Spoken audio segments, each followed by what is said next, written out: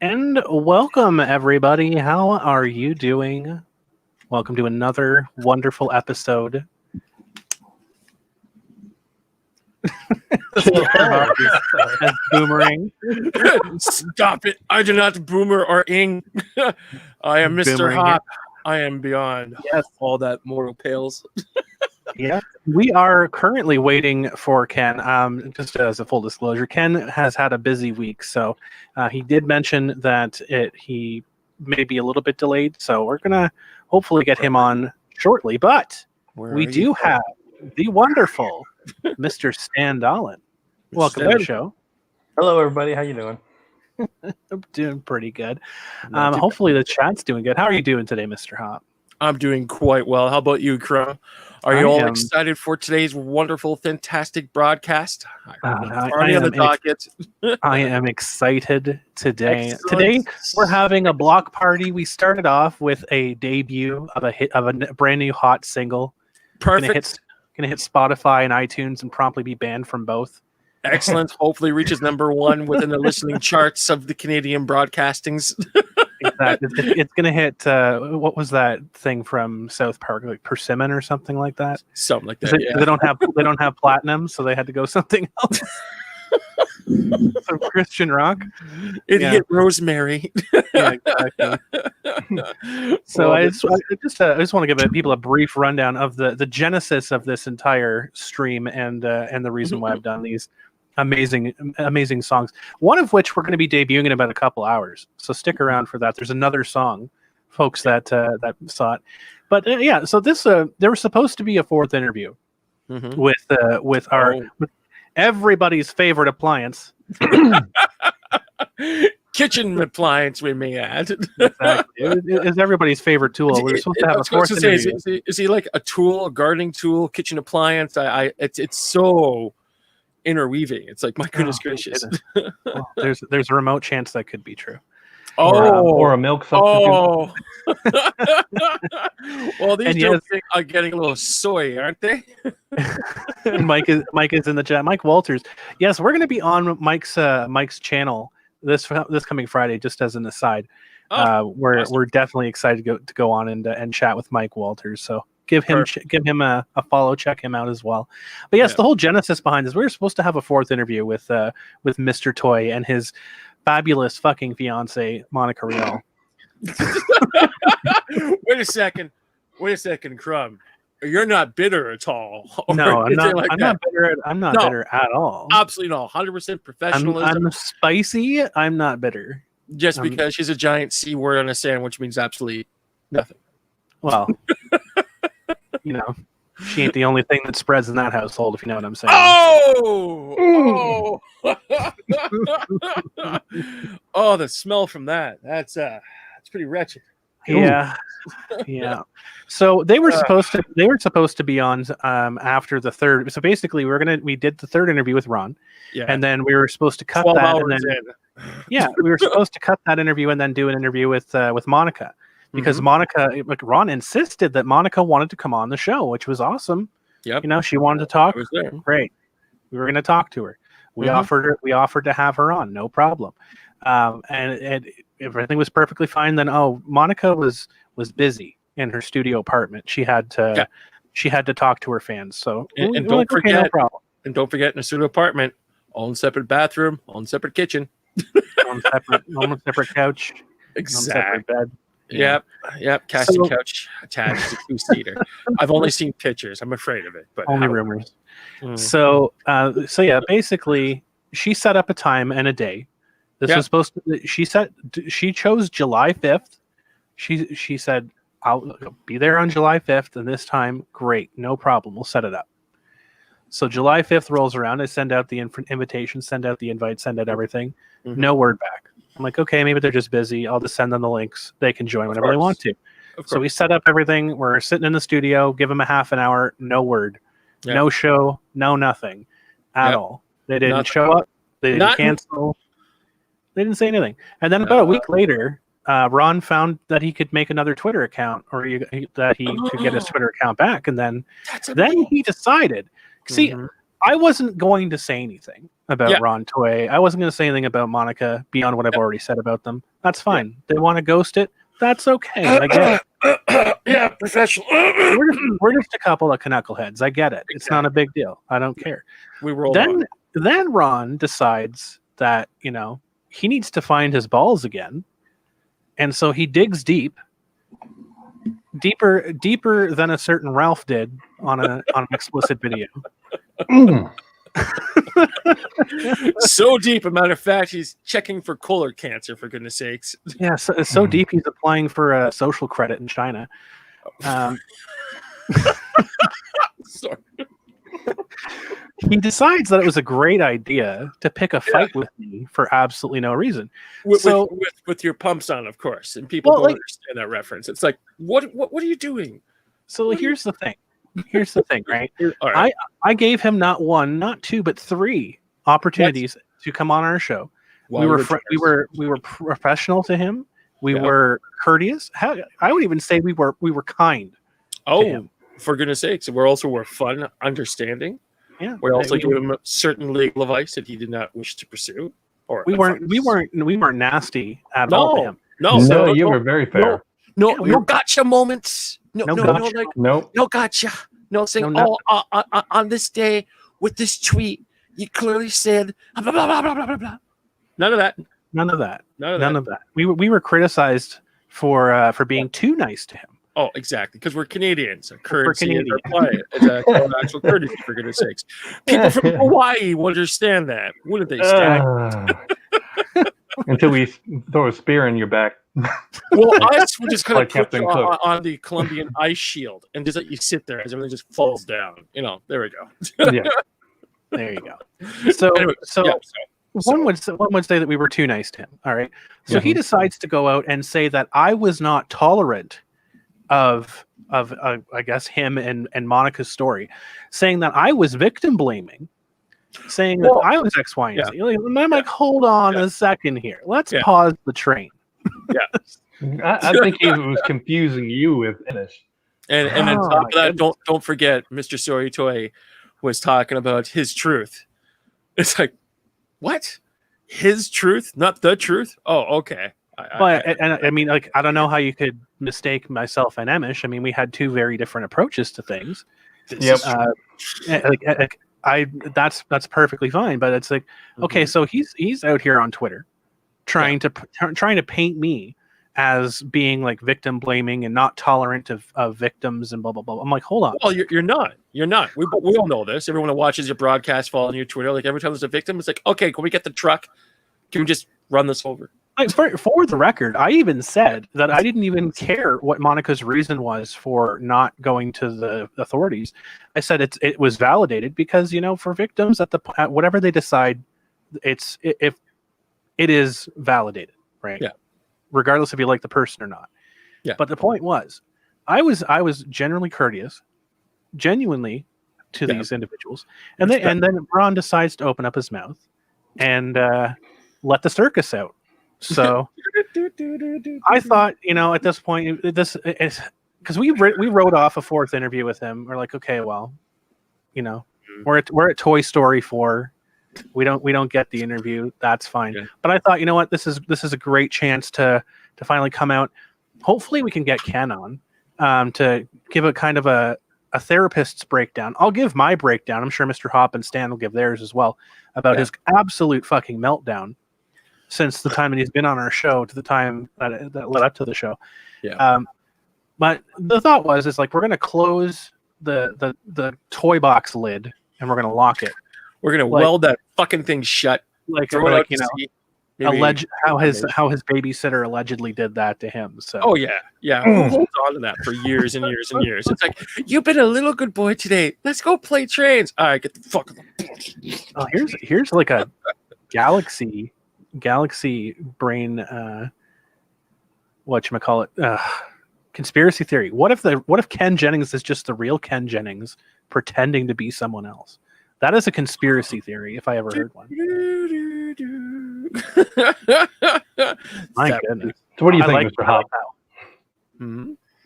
What do you think, Mr. What do you think? I think that is a very plausible theory, especially since we don't know what not Ken Jennings really is.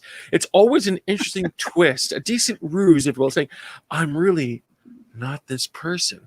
But meanwhile, they definitely are, just to throw everyone off. And what's this person saying here? So, Agildun, I apologize if I mispronounced that name. Agildun asks, do you think it's possible that Monica still wanted to do the interview, but Ron prohibited her from coming on? Actually, I think it's quite the opposite. Exactly. Who wears the pants in that relationship? Who does the pegging that Nick would say? So here's the thing. For those of you who watched the third interview, of our favorite remote wielding maniac. For everyone that watched that, you guys saw that Monica was in the house because she stopped in on his camera, and she said hi, and then pleasant exchanges were given back and forth. Well, You said hello. We're being respectful. I think you said hello. I did, and then she scuttled back off to whatever crevice she crawled out. Exactly. Yeah, pretty much. But no, she was in the house. So the whole thing was like, after the show, we were talking with Ron, and he was texting her. he didn't just like walk to the next room and ask her. He was texting her, and he's like, "Oh, she can't make it today. No, she can't." And then he's answering all these questions. Yeah. So I think that she never wanted to come on the show. I think this is a complete galaxy brain conspiracy theory. All right, folks. I think that Ron tried to get disinvited from our show and tried to get us to not have Monica on so that he could push his stupid little narrative. Oh yeah. That's a little fuel for the fire, saying those people from Canada, they're so rude and non-Canadian. They try to do a whole bunch of things and I didn't feel comfortable. Yeah. I think that's what that was. I think that at least Ron was trying to make it so that we were going to be looking bad because he completely torpedoed himself during the second and third interviews. Oh Jesus Christ! Yeah, by calling out a certain individual who made an affidavit claiming that you owe my fucking fiance money. Yeah. Let's circle that. I am very mouth-watering, wondering why would someone with the astuteness of Mr. Toye III would jump into something like that so unprovoked and unprompted. Like, hey, doesn't he realize that individuals who run events are sort of like sitting right here going, ooh, baby, what did you just do there? It's like, And it'd be surprising. It'd be surprising if we got the convention owner on our show to talk about this. Do you think you can hook it up? Do you think you can hook that up for us, Crumb? Because I think people. Oh, you already did. Look at that. Yeah, I don't know, Stan. Do you have any insight on that? Yeah. Well, let's jump into this. I find it very interesting. Fucking money? Do you owe her that? Ron was not part of the negotiations at the time. Spoiler alert. So how would he know what was agreed upon and what was not agreed upon? Mm-hmm. And then why is he talking for her 5 years later about... Whoa, 5 years? Yes, it's been 5 years since this event. Flipping giddy. As a convention owner, I know how important detrimental is to pay bills. But 5 years? Oh my God, Stan. That's a... Well, using Ron's own words, money is not an option. I just make more money. That's right. All right, we'll just pay for the check. So 130,000, or actually $250,000, and then you're hyping about 700. What? Oh my gosh! This is what he claims. $700 is what he. Oh, my fiance fucking money. $700. Didn't you just go to Crumb and say, "What's the biggest check you ever wrote in your life, Crumb?" Well, this has been a trend recently, because Stan actually pointed out that this clown fart decided to respond on my show invite, like my show link on Twitter, going on and then another one of the rings of the circus decided to join in. Emmett Initiative decides to jump in and say that $283,000, that's not a lot of money for Ron. That's that's not even a competitive bid for his house. Like what are you what? You owe me $700. Can you tell me that $283,000 is not a lot for anybody? Like what? They're trying to say I guess it's a lot for the meaningless plebeians who don't have any cash. I have my couch cushions. It's like, you go to any millionaire, ask them if they're going to miss $283,000. Guarantee you. Good yep. You can balance your checkbook on that. So let me get this straight there, Stan. Mm-hmm. $700, and we have this full-grown manlet flipping the fuck out on our broadcast, unprovoked, from absolutely left field, saying, "You owe me fucking money. You owe my fiance." It's like, why would you be what? Wow. I don't know what I don't know why he was getting all mad and stuff. Maybe he was mad about something else other than what would be that something else, Stan? Do you know what that is? Oh, I don't know. Maybe I poked some holes in someone's narrative. I wonder. But he shouldn't complain because Monica paid for his airline ticket to Hawaii. Stop. Let me repeat that again. Monica paid for his airline ticket to Hawaii. So he should be thanking her for taking him to Hawaii with her, because she didn't have to do that. But she did. Wow. Okay, so this whole crux of Ron's meltdown against you was that Monica paid for his airline ticket to Hawaii, and that somehow means that you owe her money. Is that what I'm understanding? I don't know. I don't know what he's thinking. All right. Because let's put it this way, okay? Yeah, money's not an issue for Ron. Her airfare to the con was not covered. Was not part of the agreement. Okay. So, that's why he will never show the rest of the conversation in that email that he put up on Twitter. Oh, really? And that was because my partner, who made the arrangement with Monica, will point out that was not what we agreed upon.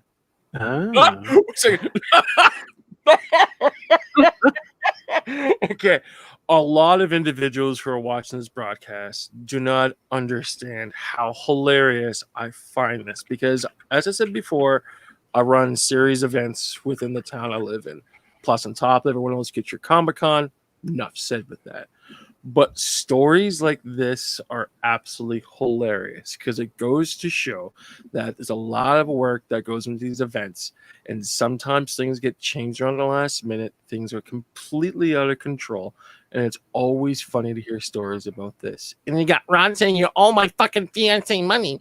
But meanwhile, surprise, fucking surprise, there are details that are not being released with the conversation because it sounds like Stan had done everything correct in conjunction to that whole business arrangement. Plus, on top maybe of that, maybe it's because I've done this before. I'm not an amateur. Duh!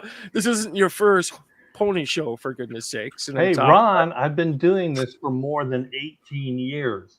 Really? Oh gosh, sorry, I'm really amazed. Honestly, 18 years over 5 different conventions. Holy cow! And which state are you running out of again? Huh? Tell everyone what state you're running out of. I'm in Georgia. That's right. So where are these conventions being held? One's in Georgia, and the rest is everywhere else.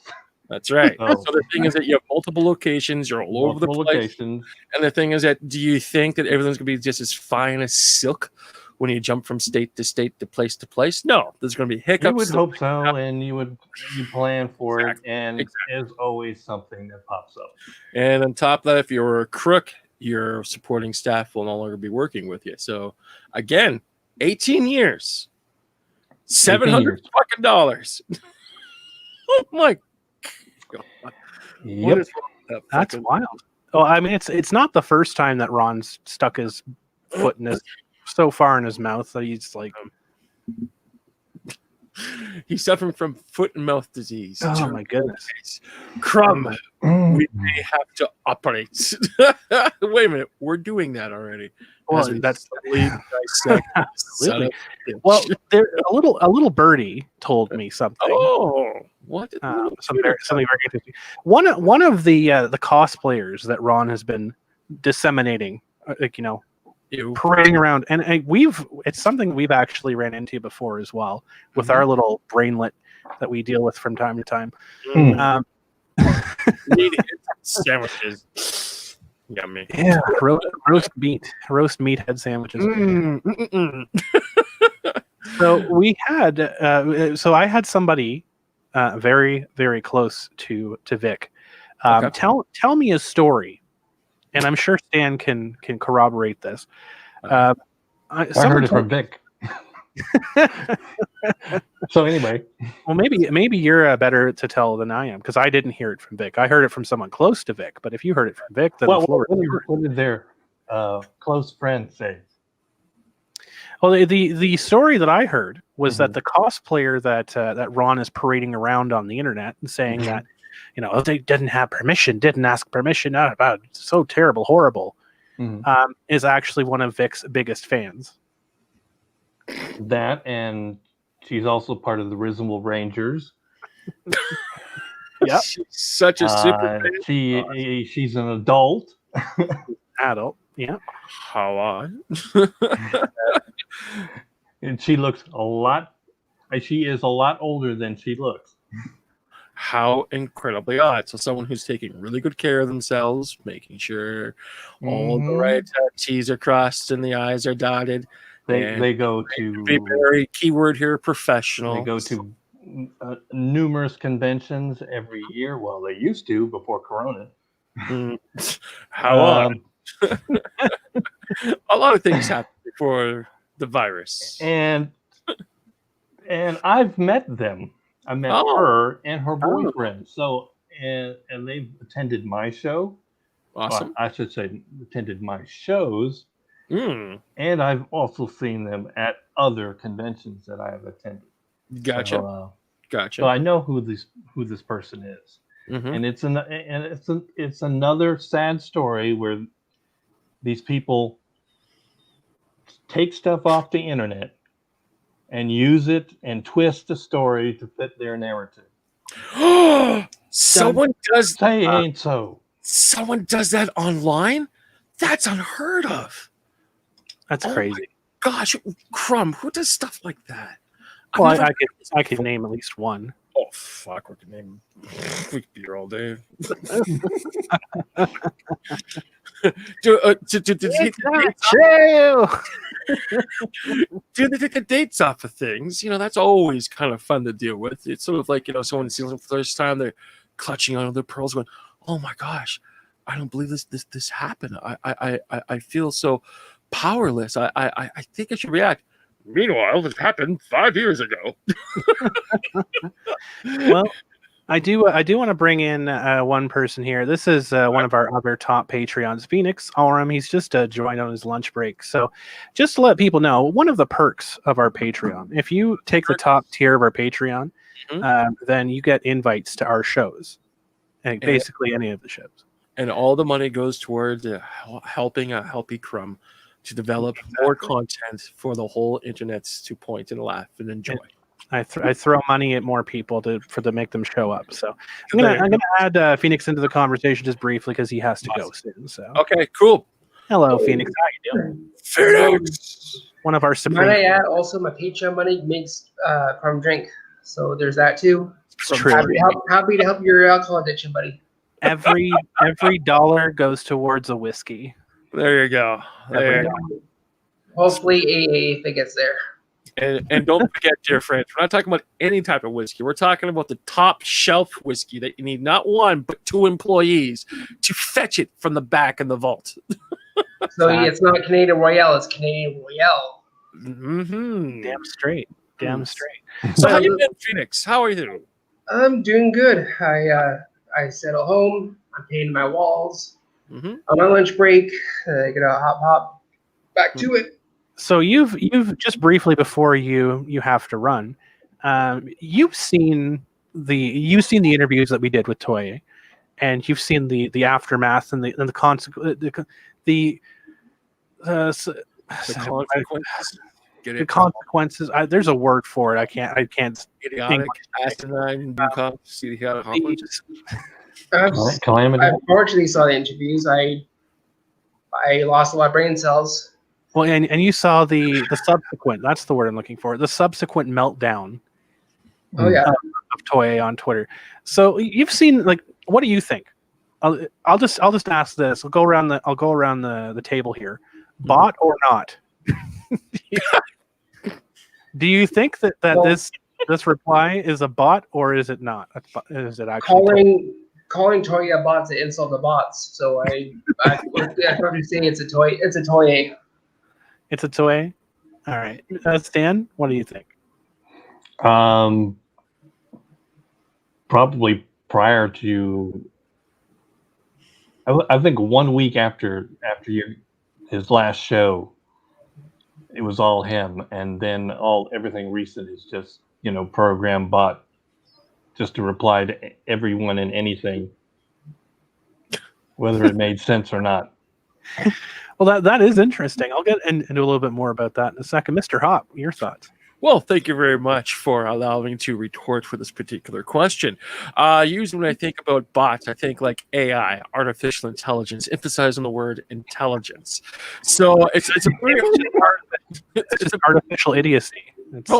There's always that. So the thing is that I think the bots would be more creative, a little bit more intelligent in their replies. So again, showing what Mr. Sorry Toye has done towards our broadcast, towards other colleagues of us, plus on top of that, whine about $700 for something that has been taken care of back 5 years ago, basically indicates very strong stupidness. So the way I look at it, it's got to be Mr. Toye. No bot would look at that saying, I cannot do this. This is not compute. I cannot. I'm short cycle. So that's how that works. I might be wrong. Master Porky saying nothing artificial about that idiocy. I agree. So that even confirms my rant. 100%. Well, considering how Toye is all for Chinese communism, you think China will make better bots? I think it's a great idea. You screw up, you should, apologize to the government. No, that's our thing. That's like Toye. Apologizing is our thing. What's that? Exactly. Toye should apologize for nothing. That's our thing. Toye should just be Toye. Okay. But before I take off here, the best way to describe Toye is he's a Magikarp trying to splash. Only thing he gets is a puddle. Aww. Wah, wah. Sorry for train wrecking anything you're doing here, Stan. I got to be on my way. No, that's all right. Have a good one, guys. Have a good one. Have a good day, man. Enjoy your painting. I will. Cheers. Yeah, so talking about Pokemon, I think I would equate Toye to being a Mankey, actually, because I don't know if you know much about Pokemon, Stan or Mr. Hop, but I'll give a rundown of Mankey's index in the Pokedex here. All right. So Mankey is, I think it's the anger Pokemon or something like that. It's like an angry Pokemon, and basically Mankey, when Mankey has something, like it has something that makes it mad, it gets mad and it dreams about it, and then when it dreams about what makes it mad, it gets madder, like it gets more mad because it dreamed about what made it mad, and then eventually evolves into Primeape, which will get so angry to the point that it dies. Because it's so angry. So I would say I don't think he'll ever reach that level. I don't think he's ever gonna level up. Oh god, my neck. I don't think he's ever gonna level up. He's never gonna. He's at his ultimate form, which is very, very wimpy. I think we're gonna have to put out an APB for missing Ken Jennings. Oh goodness gracious! He's very fashionably late today. I'm hoping that everything is okay because from what I understand, it was a lot of like offline issues that were going on. So gotcha. I'm hoping, Ken, if you're listening to this, I'm hoping everything's okay for you, buddy. Jump on anytime you can. If not, don't worry about it. Rain checks are always available. For goodness sakes, don't Absolutely. feel stressed or pressed. You have to be here. Good. You haven't reached the soy level. It is over 9,000. At least there's one thing that we can say from all of this is like we'll always have a benchmark. I always say it's like at least I'm not that bad, right? Oh, it's like at least I'm not like him. Yeah. Well, my God, I got it. I think most people can agree with that. Yes, we're not like him. Yeah, and the thing is that unlike Ken, unlike Ken, I felt so pressed to change my name for goodness sakes because again, with again, my first name is Ronald, no doxing, and when I keep hearing Ron this, Ron that, I'm going, oh my God, Toye Story. What are you doing, son? You're destroying the first credibility of Ronald across the internet, and you don't even realize it. Please stop. Oh, there's more. Ronald McDonald wants to disown you. What's that? Said Ronald McDonald wants to disown you. Oh God, it's even to that point. Let's go back to that 70s. I mean, good Lord. Toye is not only giving Ron's a bad name, he's giving clowns a bad name. And that's even more hilarious when you start thinking about that aspect. It's like, good grief. And like the thing is that if someone has a legit beef, there's very, very professional ways to go about it. Someone owns your money, you move forward with that, clutch agencies, stuff like that, so forth and so forth. You just don't fucking jump on a podcast and say, this person owns my fiance fucking money. It's like, what? Well, so Stan, I want to get a little bit of insight because I don't know if you've had any personal dealings with him before. I've met him only once. Only once. Well, how did that go? That's like once more than we have. So. Yes. Well, I mean, hopefully psychological drama has passed. Well, I didn't know him. Well, that's not true. I did know of him True. prior to meeting him, and that was from Monica. She told me, she met this guy, they're dating, she's in love, blah blah blah blah, and I'm like, I'm very happy for you. I've known how many relationships she's been in or been with. So I was truly happy for her. That's then cool. I meet the person, and he's sorry. Nice. No, I'm sorry. I mean, first impressions, he's very nice, personable. But then during the con, I don't see Monica, and I definitely don't see Ron. And oh fuck, you got to be kidding me! And really? I mean, Monica did her panels and stuff like that, but Ron wasn't there. And Monica just did her panels and she disappeared. So and she just fucked off, right? Oh Jesus, I hate that. Oh my goodness. Fucking if any talent is when watching, we're trying to go out to dinner and stuff like that, she and Ron wouldn't tag along with the rest of the guests. Really? So, no. Wow. That's very, very disrespectful. So I'm like, what's going on here? Why? And of course, they wanted to go to a seafood place, and one of our guests, actually, my partner, is allergic to seafood. Oh God! So that went over well. So and the thing is, she knows this. What? Wow. Oh, what a. So I'm like, okay. That's nice. That's crazy. That's so wild. I'm so sorry you went through that. That's absolutely fucking deplorable. And here's the other thing. Prior to her knowing Ron, meeting Ron. Yeah. Monica met Faisal Ahmed. Okay. One of the people who submitted an affidavit for her side. And she hates him. What? So I'm like, wait a minute. Hear this. You don't like this person. And he's providing. So you're dealing with the devil now.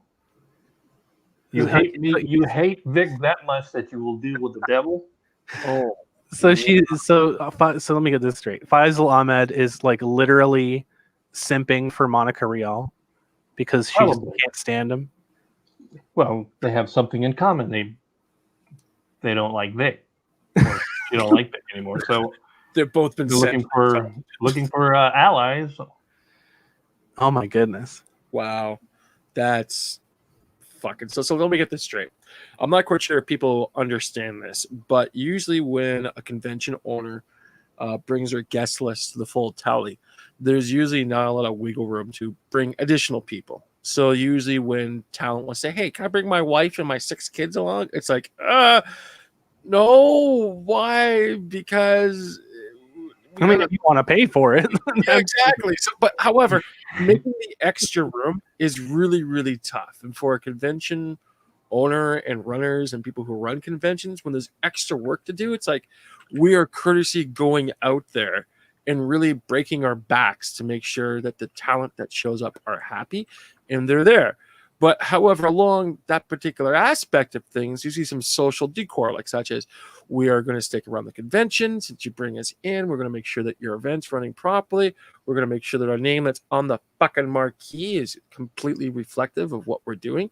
And there's usually a good, it's like summer camp. You know what I mean? Like everyone's working together, everyone's having a great time, so forth and so forth. When you go against that grain, that is very disrespectful to the people that put the fucking hard work in putting things together. And regardless what people may say from a convention owner perspective, my goodness gracious. So let me get this straight here. Just a recap. Basically, Monica brings Sorry Toy along because, little chihuahua in a purse type of thing. I have to have my boy Toy with me all the way in Hawaii. And while she's there, she performs the very minimum of her agreement with the event in fucking Hawaii. This is not going to Kansas or New York or San Diego. This is fucking Hawaii. And on top of that, your partner has a seafood allergy, and she's all hotty-totty of saying, oh, we have to have dolphin tonight, and we have to go to a seafood place to eat all the dolphins. And you're kind of going, why are you being like this? Because obviously, my partner who works with me with this has a seafood allergy. It's sort of like a vegetarian going to a steakhouse. It's like, what are you doing? And I am honestly blown away by the unprofessionalism of her. And at the same time, I'm not surprised. Honestly, I am. Based on how she's handled her entire. And the thing is, who in the fuck is Monica in the first place? She's a goddamn voice actor. She hasn't done any stage. She has done no on-roll productions. It's like all voice acting. Well, it fits the bill of being a one-trick pony. I mean, she's got the equestrian down pat.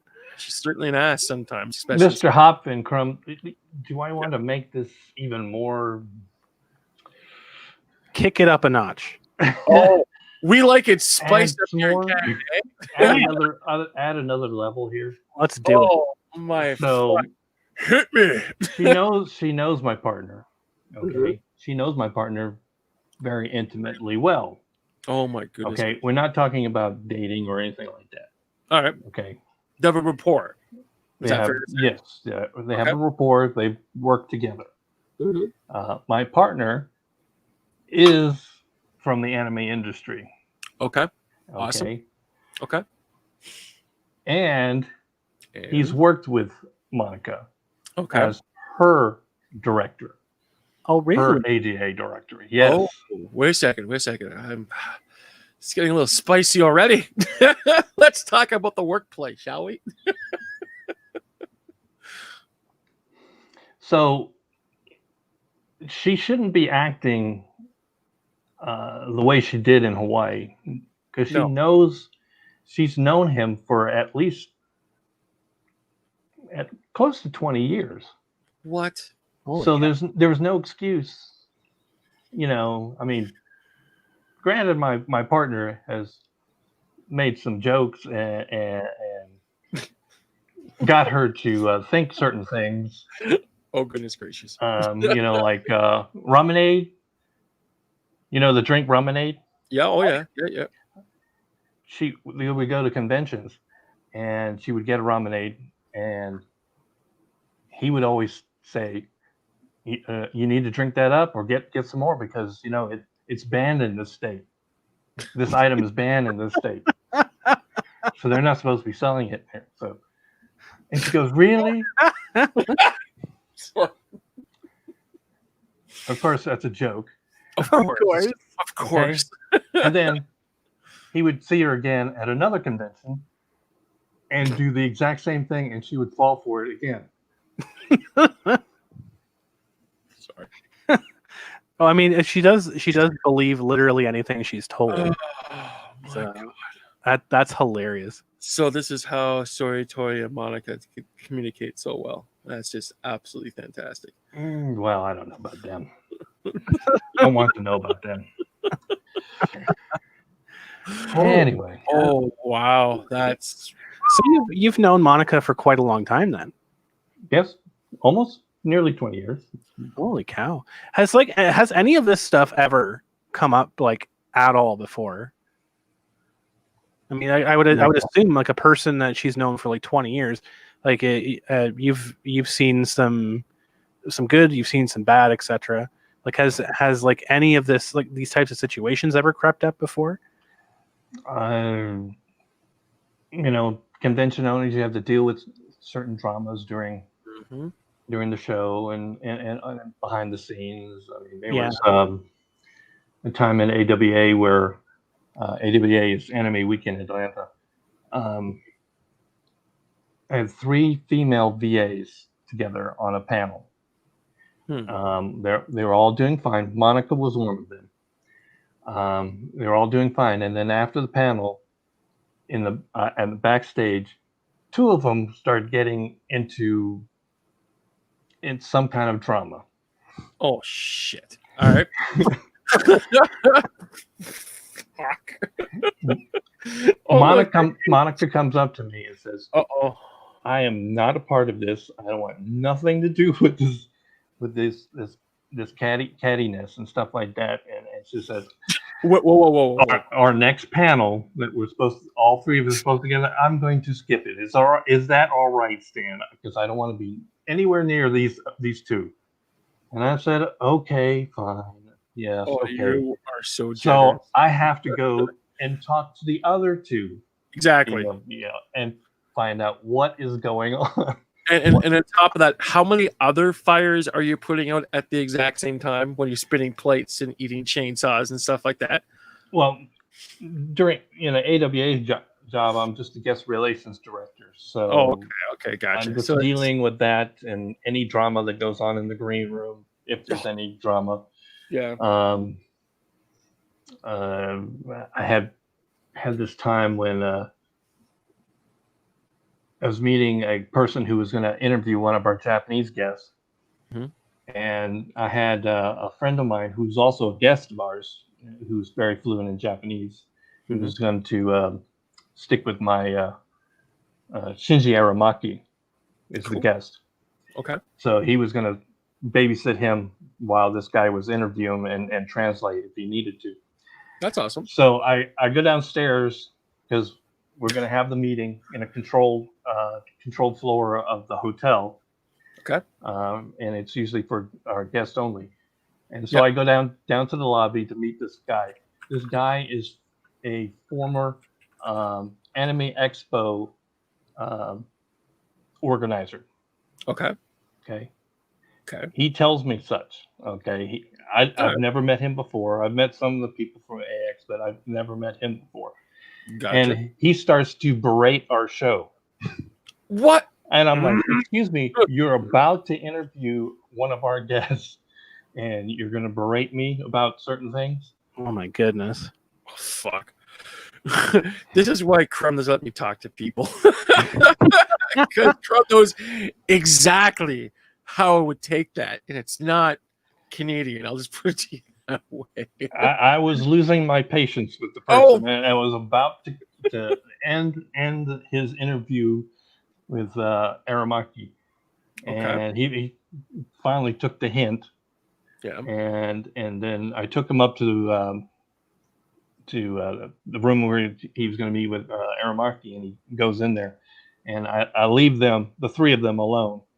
I come back and I get a report. And I was like, this guy didn't need a translator. He speaks fluent Japanese. And they said, what was he talking about? He was trying to sell Aramaki into to be a guest or something like that. A guest liaison booking person for Japanese people. And the Aramaki kindly declined his offer. And when the guy left, he turned to my friend and said, did you get the used car salesman type vibe? And he said, yes, I did. That is the most overzealous way for other convention runners to run into other conventions and say, hey, you know what, your talent, we like them all. It's like, what? They're here to put on a show. What are you doing? Talk to them after hours. Go away. If I let them. Yeah, that's just wow. Tom P's out. Did the St. Bernards find Ken yet? We're very close to putting out an ad on some milk cartons. No, I just got a message from Ken. He said out the Coast Guard. Exactly. Well, the thing is, how can we put ads on milk cartons? We don't even know what not Ken looks like. Oh, no, we're Canadian. We put ads on milk bags. That's my point. No, I just got a message from Ken. He said he's just dealing with something. He should be about 20 minutes or so. So that's cool. That's not a problem. I think it's a great time to debut the second song. We have a second song. We have a second song. That's amazing. I know it said. I know I was going to premiere it earlier. Just 1 second here. All right. Let me just put ads on Nick Riccata's house.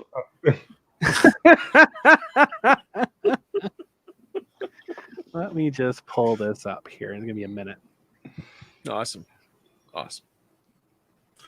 Yeah. So, wow, that's just completely mind-boggling. So here you got Monica, and you got Toye, and you got all this convention runners coming in doing X, Y, and Z-ness. Because this is gonna get this stream yeeted off the internet, so this is fine. Ooh, people, get your VCRs ready. Let's go live to tape. Start your lawnmowers. Start your killdozers. There you go. Right, we're gonna play this song. Spin it. All right, so folks, this is a little ditty, not about Jack and Diane, but I'm hoping y'all can hear this. I don't know how loud it's gonna be, so let's boomer this.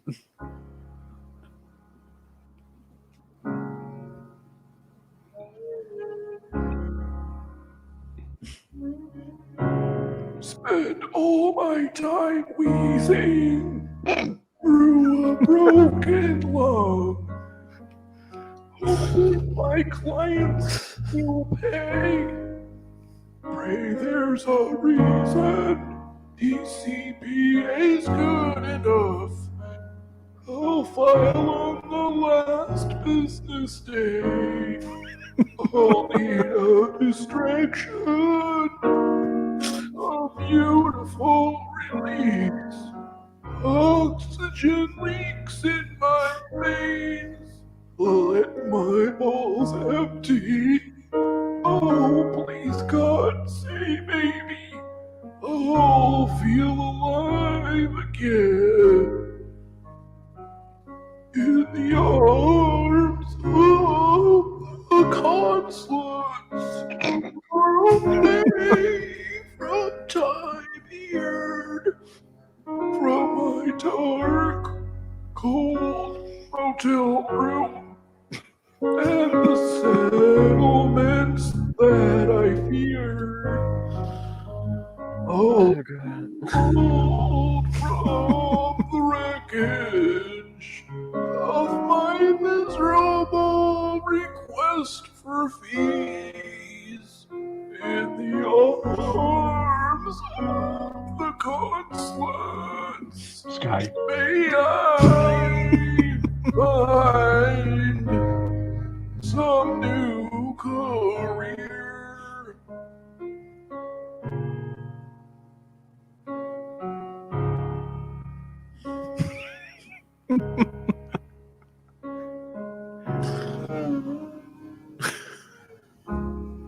There you go. Close up of the dumpster fire. All right. There you go, fam. Oh, it brought me to tears. Oh, fuck. Sorry. Yeah, for the people that may have missed the start of the stream, we have a new single up on, and that was our second single we're dropping today. So hopefully that climbs up the music charts all the way. I'm gonna have to mute that section, unfortunately, but my goodness, it's so good. If you want to watch the videos, they're live on this channel now, so this is the go back around on the internet. replay them. Lemoyne sounded like he deep-throated death. So the question begs, Lemoyne, which consulates are we talking about? Oh my goodness. Anyone in particular?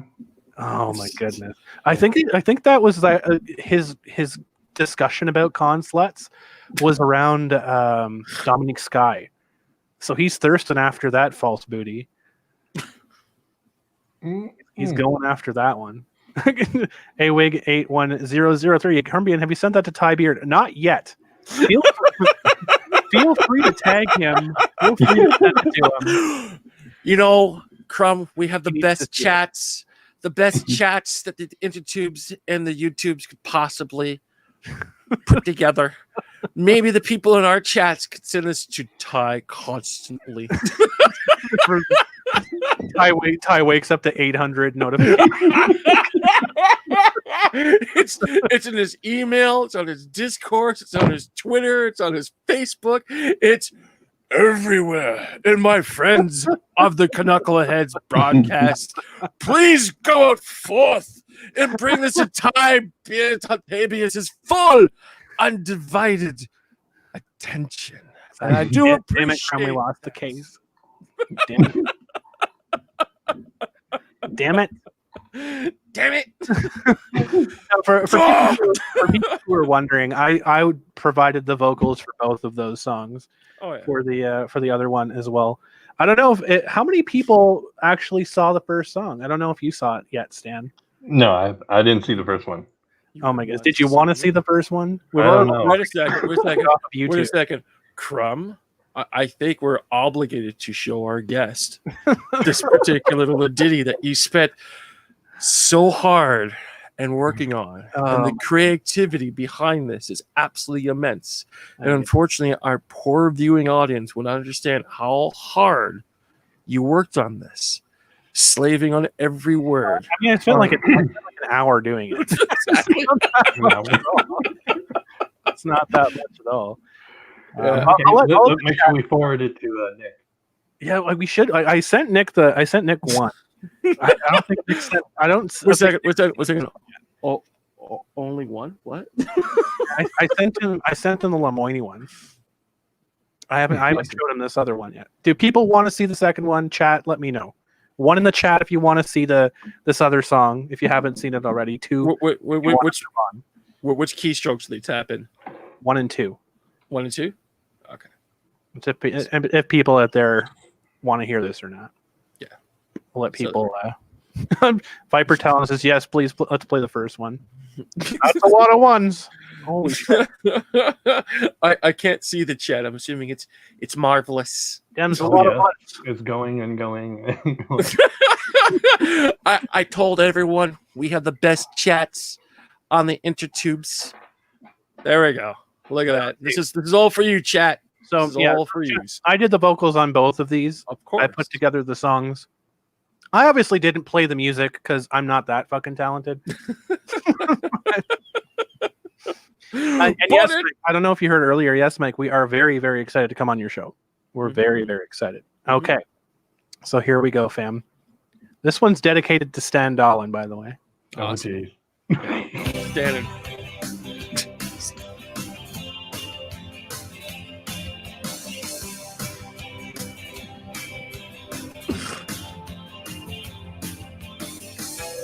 Tweeting round the clock with all my breath. Making love to Monica was never on my list. I saw Ricada bash my fiance. All the while I was enjoying his witty repartee. I'll stop my life to tweet at you. I'll tell my truth, and it's always changing all the time. There's nothing any court can do. I'll stop my life to tweet at you. Some people call me a bitter ball of hate. I'll show them all Bix pics to put them in their place. I'll pick a fight with you and blame it on my race. Never comprehending that I'm the reason why. I'll stop my life to tweet at you. I made the changes, now I'm better than I ever was before. There's nothing any court can do. I'll stop my life to tweet at you.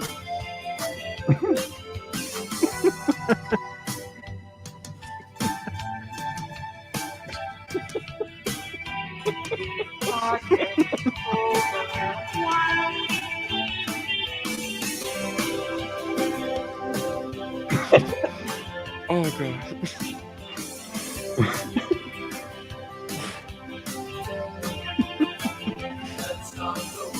I'll stop my life to tweet at you. This life's a salad, and I'm living better. Tweet reside.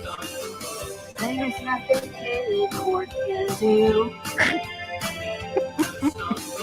I'll stop my life to tweet at you.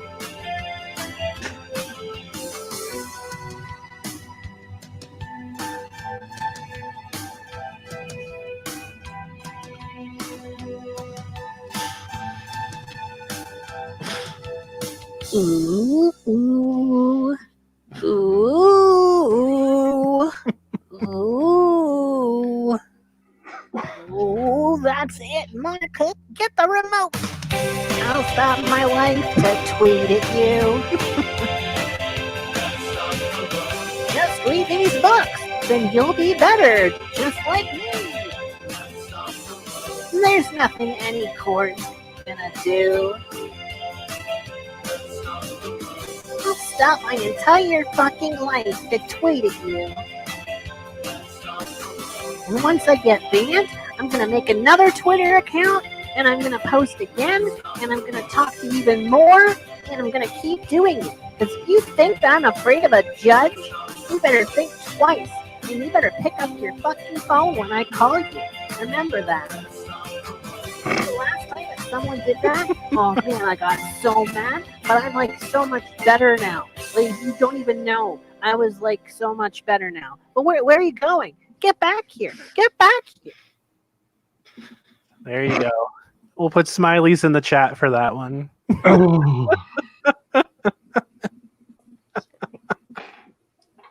No apologies. I know I heard this before, but every single time it gets a little bit more and a little bit more. The bongo cat, oh my fuck, Rob. As you pointed out to me, which I just noticed, the little kitty playing the guitar in the background. Like, right? Oh my fuck. Look, I gotta plug this. I don't want to strip this on, but people, there's a fucking Patreon. Go over there, throw Crumb a couple of dollars, and you too can help his alcohol addiction moving forward with this. Oh my god! It's like I think the minimum Patreon is like $3, but $5 gets you into the Discord. If you guys want to super chat, I mean, just sub to the channel. Eventually, we'll get to the subs, and then maybe. And as an entrepreneur, I gotta tell you, I've been seeing a lot of Patreons, and they're so fucking expensive, and the pure entertainment you get from this particular broadcast fails in comparison with those other people do. So, yeah, give what you can, give often. help being Crumb. here and watching us helps. I appreciate all of it. The bongo kitties, yes, bongo kitties. Bongo kitties. There should be more bongo kitties in the world. I think the world will be a happier place. Oh my goodness! Yeah, I'm definitely getting the remote after that one. I'm definitely getting the remote. Yeah, that was written and performed by me. I literally came up with the lyrics. No lie. The tweet at you one, I came up on the way home from work. On the bus home from work, and I like, oh my god, I need to write this down. It's the ideas. I would like to say that's match point in victory. Anything after this is just retaliation and copying, which is the ultimate form of flattery. Remember that, kids. I almost fell off my chair laughing. Yes. Oh gosh! And I hope everyone in the chat enjoyed that. I hope you guys enjoy that. It's live. It's there. Even if this stream gets yeeted off of existence, those 2 videos are still up on YouTube. So, and plus on top of that, I'm pretty sure people could copy this video, maybe. Download it now. And deliver it to other platforms throughout the internets. Exactly. Spam all your favorite content creators. What was that? Stan, are you okay through all of this? I'm fine. Are you fine? Okay, yeah, awesome. I'm good. That was a heartfelt performance right for you there, Stan. I appreciate it. Right from my toes. Oh goodness gracious! Yeah, no. This is, yes. How do we caught on? We have it caught on. Ages 20XX. Don't stop my life to tweet at you. Sounds like a threat. Oh no! and just think, there might be more where that comes from. Who knows? Oh my goodness, that's so much fun to do too. Like honestly, Yeah. I like all that fun stuff. It's good times. But part of this stream today. Now, this is not me telling people what to do. No. And yes, absolutely, Viper Talent. It is permission to download and distribute for whatever you want to do with it. But part of this stream, and this is not me telling anybody what to do, because the only thing I tell you to do is like and subscribe. That's it. Yes. Y'all should and share, like, and subscribe. Y'all should share the video. Thumbs up, doodle. Do it. Turn on notifications. Exact. Turn on notifications. Comment. All that fun stuff. No. Sorry. Part of the idea of this stream as well was the block party, and I know people are like, what's the block party? That sounds like Wait a second. I'll ask the question. What is the block party? Little late. Yes. Well, it is. It's my fun. It's my fun idea because I'm going to go ahead and block Ron Toye on Twitter, just because, not because he's annoying or he's gotten under my skin or anything else like that. It's because he craves this attention. He needs the attention, and I'm going to take it away from him. So I'm inviting everybody to the block party. If they want to go ahead and block Mr. Toye, you can join the block party too. That sounds fairly simple to do. Why give a little Toye Story trolley more attention when you don't have to? And I say we'll put him in the negative void where Superman throws all of his enemies spinning around. Put him in his quiet little box where he can't scream at anybody. I will correct you. For the real reason behind this, he's literally killing my phone battery with the amount of fucking notifications I'm getting on my Twitter. So, I was going to correct you, saying don't put him in a little box, put him in a little toy box. just a little one. So yeah, I'm locking him. I'm locking him in the toy box. There you go. The toy box is too good for you. We got to put him in something else. No, Stan, you're incorrect, because what we do is we lock him in the toy box with a blender. We let the screams commence from there. And that's from one of our previous broadcasts as well. Exactly. What do you got? Now, you guys can go ahead for a minute. I'm just going to try and do something so I can pull this up without completely giving away all my account information. No problem. I'll take care of our guests for you. So, Stan, it's just the two of us. So, with that, not too bad, huh? But anyway, so here's a question for you, an artistic question, if you don't mind. What was the inspiration for you to start up your conventions in the first place and get involved with the convention scene in general? In the very beginning, we were part of CFO. Okay. What is CFO for first-time listeners? Cartoon Fantasy Organization. Okay. And that was like the big first anime club. Okay. That got started out in the United States. So it was like a big official club. And this is and what year was this again, if you mind me asking? 84. 84, not 94, but 84. 84, yeah. Wow, that's a long time ago. Very long time ago. And I joined that club, met several of the members there in Atlanta. This was in Atlanta. This was a chapter of the main club. Okay.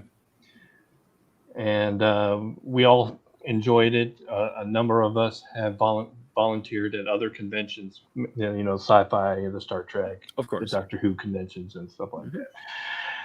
And we decided, we know how to run. We've seen the operation. We know how we do our portion of the programming, and so we said, we can do our own show.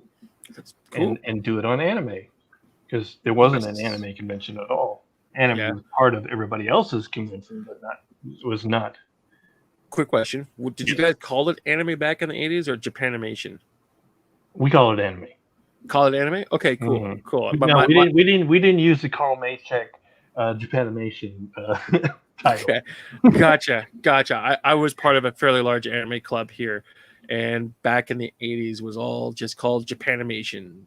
The coin phrase, what anime wasn't quite released yet, because again, these were cartoons from Japan. So, well, they were people. That's how we described it, but it was not. Oh, geez. All right. Gotcha. Well, we're turning to our regular broadcast, and we'll come back to this down the line. Broadcast. And so this is for all of you wonderful people out there. This is a real time joining of the block party. We're kicking it off.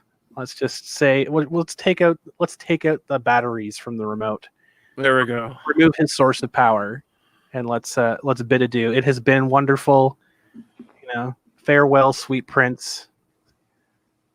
Boom. Boom. There we go. There we are. I suggest anybody who wants to join in the block party, go right ahead. It'll save your phone battery. Who the fuck uses a Obama bat signal? Christ, dick.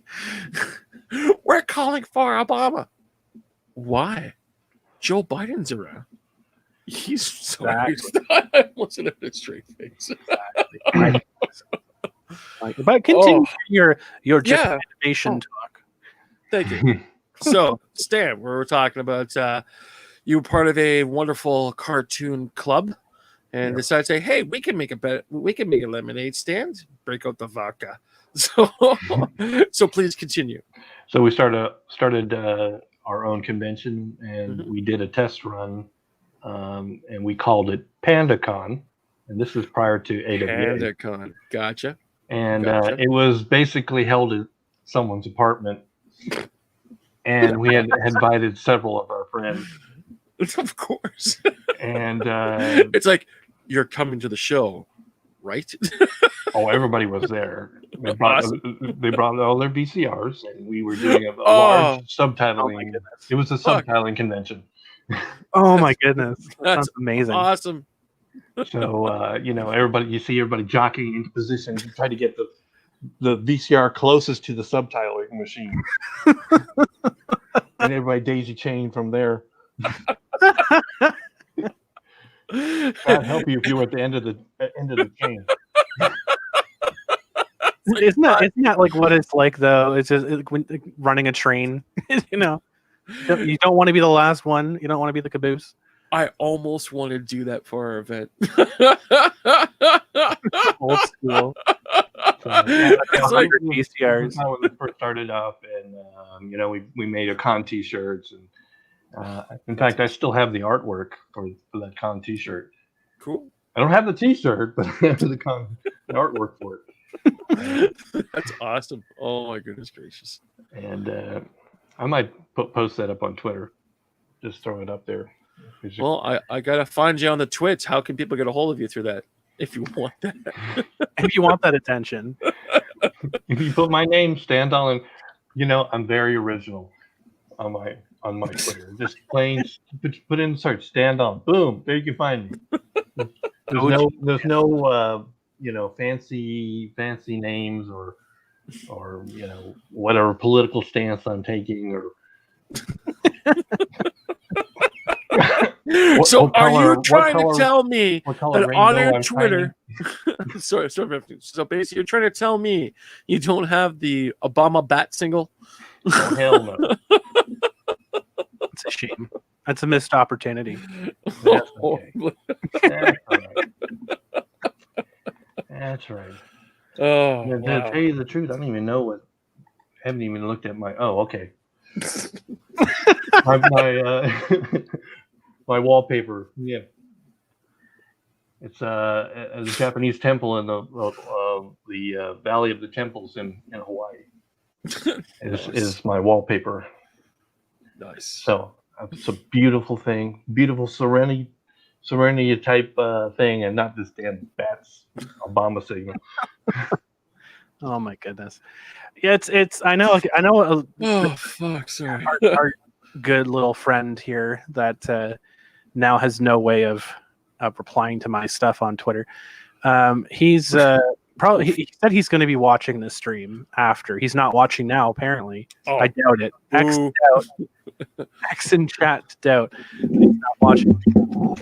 Oh, he probably would have said something by now. No, that's the thing. I have him hidden. Oh, you.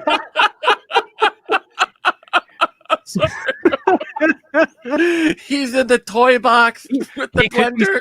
Could be screaming his head off right now. I wouldn't. Oh. No, the whole thing was he had his chance to come on and say his truth, and he said, "quote unquote," his truth and all this other bullshit. Oh yeah, Oh yeah. He had his chance to come in and talk about it, but he spit in our face. So it's like, oh my god, because again, sorry, even go. Canadians, even Canadians have a limit of what to put up with. So it usually revolves around writing a stern letter. When that pen comes out and it hits the paper, that's it. No, it's a lot like, in all honesty, just for a quick second, you're like, we legitimately wanted to put some positivity out there. We wanted to work forward positively, and the amount of bullshit that Manlet fucking spewed, it's like, okay, cool. And for a while there, it's like he seemed to get what we're talking about, and it seemed to be he was moving in a very positive direction. And well, I'll pause you right there for a second. Yeah. Mm-hmm, because I'm really hoping that Ken can find his computer soon. Join the conversation. I don't think that he ever was on board with us. I think that he was just, and this is something that I knew right from the start would be a thing. Yeah. Right. So all these people that were questioning, like, oh my God, you guys were fooled by him. No, I wasn't. I knew right from the start. But given that the facial expressions you did every time he opened his mouth and something spectacularly juicy came out, he gave it completely away, Crumb. So. Yeah, myself, I'll be honest with you, I was hoping he was being sincere with us, for goodness sakes, because we didn't spend an hour with that son of a bitch. We spent what, 12 hours worth of stream. Yeah, and it's like, why do we waste our fucking time? Well, the first one, we really questioned what the hell he was doing, what he was saying. Yeah, and he's totally different from the second one. 100%, 100% different. Skythos is saying Crumb has him blocked and hidden. Guess he'll has to enjoy Kick Vic standards. Lol. Well, I mean, here's the thing. I was not going to do any of this until he opened his stupid fucking mouth.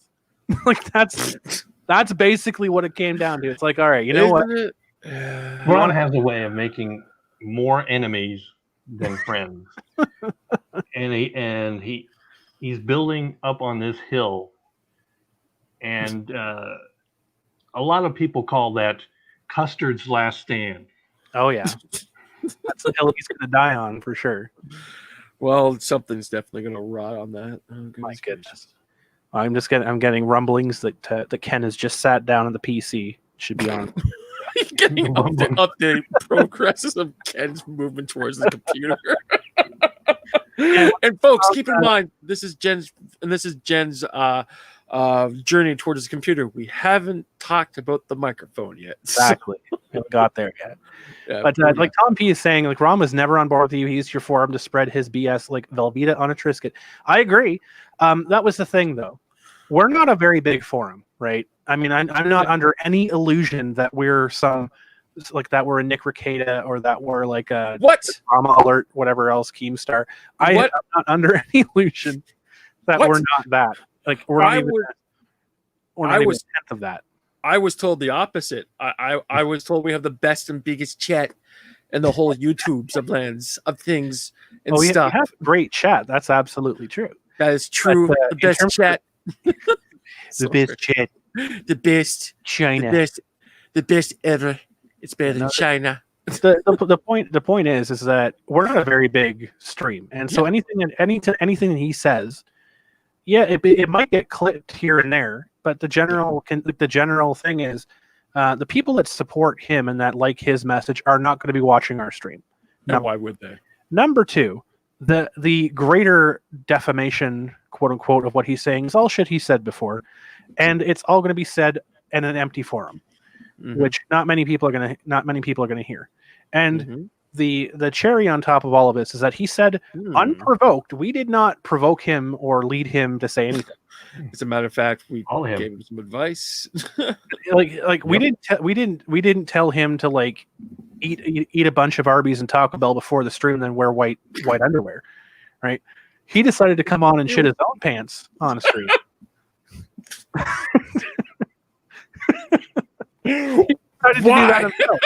He decided to do that himself, right? And he left a streak across 3 streams, right? That people clipped out and clipped with context and showed in full context and made him look extremely fucking bad. So that I guess by the time the 3rd stream ran around, or like, I don't know what the 4th stream was supposed to run around, he kind of that one brain cell finally fell into place, and he's like, "Wow, I look like an idiot." So I 100% know like what he was trying to do. Yeah. And I knew that he was eventually going to get on a stream that would have less of a control over it, I guess. Yep. And a less of an ability to get out what needs to be gotten out of him. So I think the approach that we took was different than, say, Amish and NDA. Yeah. And that's up to people's... of course. Right? You're the producer of the show. You call the shots. We basically work around that, and that's it. It wasn't like, hey, let's get Ron on for a gotcha moment. You know, we didn't approach that. We approached this with professionalism, humility. As we told people before, between the two of us, we're over 35 years of broadcasting. We know exactly what we're doing. If one person is too far off the base, the other person goes, hey, what is this? Yeah, we have, like, God knows how many years of broadcasting the two of us. Yeah. But yeah, and as Agildun says here, it's not a waste at all. I found you thanks to the interviews, and that episode solidified my support to Vic. Well, there you go. Because we don't want to tell people what to think. We don't tell people. Didn't have to with that interview. That's right. And the next one. What do we have here? Aegis is saying the fact that Ron can hold on to 1 brain cell is a miracle. I agree. I agree with that. Skythos says, any bets on how long it takes using that 1 brain cell? It's very lonely. It's dying. Any bets on how long it takes Monica Marchi and the other KVAs to realize that their less than desirable behavior is going to follow them forever? People will be wary of them from now on. That's a very interesting point. Yes, it is. So, Stan, as a convention runner, right? Just remove yourself from the situation. Just say it's like a completely set of different people, like a completely different set of people. And you, as a convention runner, look at these people, and they say, "I want to come to your event." What goes through your mind? Well, usually they would send me an email, and then I would investigate them. And believe it or not, I actually have standards. I set. Sorry. I said for VA. You lie. You come into our show, and how fucking dare you tell our audience you have standards? Right. Shame on you, Stan. Continue. Stan and standards. And standards, yes. For VAs, you had to have at least 3 lead roles in an anime, and they had to be different anime. I would always have one person that would write to me. They're the lead character, and they're from the same damn show. Okay. You know, different versions. And I'm like, okay, how about anything else on your resume? And I'll look up their resume and see what other shows. Oh, I played the 3rd soldier who gets killed. I provided various voices. Various voices, yes. I'm like, okay, any lead, any supporting? How many? More than 1? Oh my goodness. So So does Monica have these particular standards? Oh. She is without a Stan. Oh, Well, we can call off the search parties. What? We can call off the search parties. You got to be kidding me! Ken is here. Oh, look, you got My a different goodness avatar. gracious! Welcome, Ken. How's the mic, Ken? We already know. Oh no. It's good. We found a body. Okay, we got Ken. There we go. My internet's down, so I'm having to use my hotspot. Oh my goodness. Oh, Ken, you're such a trooper. Oh my goodness. Well, thank you so much for everything. I know that you have a lot of stuff to deal with right now, so I appreciate your time coming on. I always love being on with you guys. You missed the music videos. I'll have to send them to you later. I heard about them whenever I was listening to you guys while I was getting ready. Awesome. I was on my way and everything. That's awesome. I didn't get to hear them, but I heard about them. Oh, fantastic! So the word is links. So the word's getting around then. You could say that. Awesome. Number one, the charts. Number one. So yeah, we were just discussing a number of different things here, and happy to get you on the show, Ken, because we really wanted your insight on everyone's favorite bathroom appliance and his recent meltdown on Twitter. So what have been some of your observations? I've been able to follow it as close as I want to, but it's been an interesting meltdown. Like I've been so busy in dealing with shit. I haven't been on the farms much. I haven't been on Twitter as much as I'd like to be, but I've seen some of the things. I follow him on my account, so that way if he decides to block people or to go private again, I can still observe. So here, Jennings, you're not part of the block party then? No, Ken is on the inside. I haven't been blocked because no one knows who's my. No one knows my Twitter account except for the two of you and Rakita.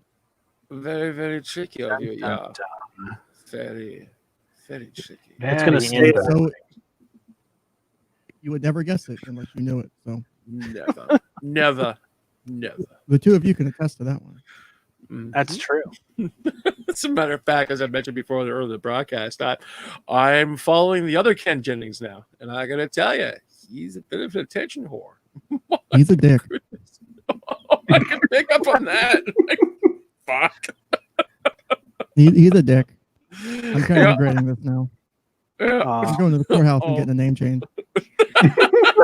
And then you launch a copyright suit against him and you take your name back. Exactly. Hey, it's okay. Mr. Toye has reported me officially to Ken Jennings, and I'm awaiting my lawsuit and cease and desist any day. What a fucking wiener. I'm a weirdo. No, I'm actually happy he did that. Because that means he sent a correspondence to Ken Jennings about me. And so Ken Jennings is actually aware of who I am now. And that makes me known, and that makes me one. That makes my bacon score a 1. So I'm a now 1 connected to Ken Jennings. There you go. I wonder if Ken answered in the form of a question. Oh my god, that would have been the best thing to see in an email. I had to. I'm sorry. Who is this asshole messaging me? Why are you in here, oh crap? What is a cuck? What? What is a cuck? Oh my goodness! That was I have that lined up. If you want to hear, do it up. Hold on. I gotta make sure I have the settings right because I had to set up all my audio. I had to set up all my audio stuff on the fly. So let's. Oh no! Oh shit! Sorry. Yeah. Don't. Yeah, make fun of me more. Keep it up. No, we're lightly teasing you. We know we love you, Ken. You know that. The only person allowed to tease. I'm sorry, you're boomering. What was that? Is my wife, so you might want to take it up with her. Okay. I apologize, Mr. I apologize, not Miss Kenning. I'll Sincerely let her from know my. you said sorry. Okay, that's good. Awesome. The maple syrup's coming in the mail. That's like 10 Canadian I'm sure. dollars. Right? Each That's story. a lot of money. I mean, Exactly. Canadian bucks is worth more money. Or no, is that UK pounds? I don't know. One of them's UK. worth more than UK US. Pounds. So, You wouldn't be the first American to think that. right? So if you guys separated from the king and queen, oh God, king and queen, Jesus Christ. Hey, we're glad to be rid of the king and queen. Don't you worry about that. And here we go. This term for a long-handled gardening tool can also mean an immoral pleasure seeker. Ken, what's a hoe? No.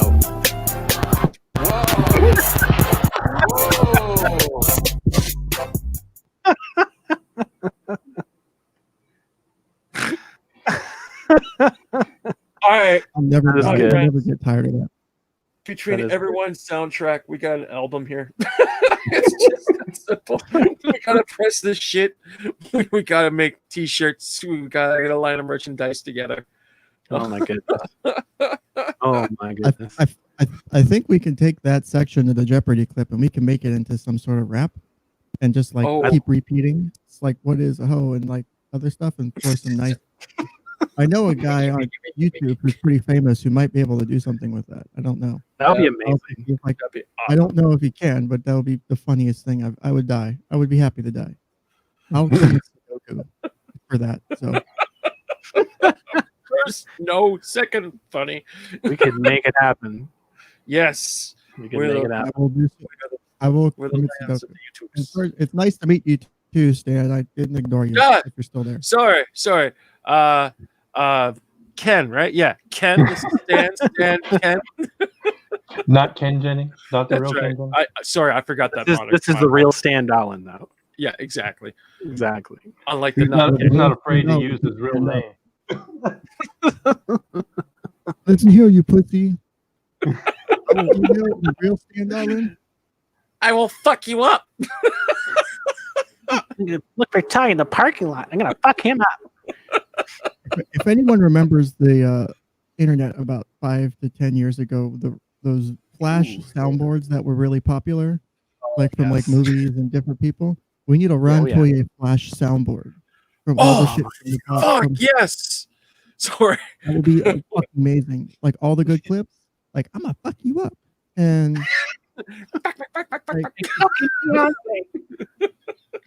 Like one of my favorite ones is from the movie Phone Booth with the Piper Sutherland. Yeah. Piper Sutherland, yes, that one's good. I can make prank calls on.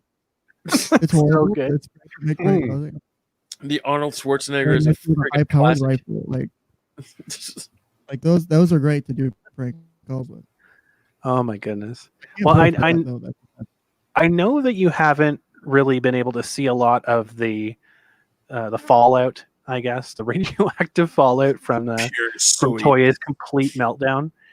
I'll give you some snippets, right? I'll give you some snippets of what he's been going on about. Because, I mean, you were there, Ken, in our third interview. The third interview was a bit spicier than the others, but it was spicy. It was spicy, but it wasn't like 2x4 to the back of the head kind of thing, right? My God, it wasn't Splendor to the back of the head kind of thing. So no. So like, we had pretty well just like ended things amicably. Things were good to set up for the next time. Blah blah blah blah blah. Right? Like I'm not missing anything. Yeah, he bought merchandise. He offered to buy you a shirt. I kind of regret not doing that now. I'm sitting back going, yes, buy the merchandise. You know what? He wanted to do that. He wanted your address, Ken. Oh, exactly. He wanted to send that to you special delivery because you guys were buddies back then. Yeah. I'll send this to you, Ken. Just give me your address. That was the whole reason.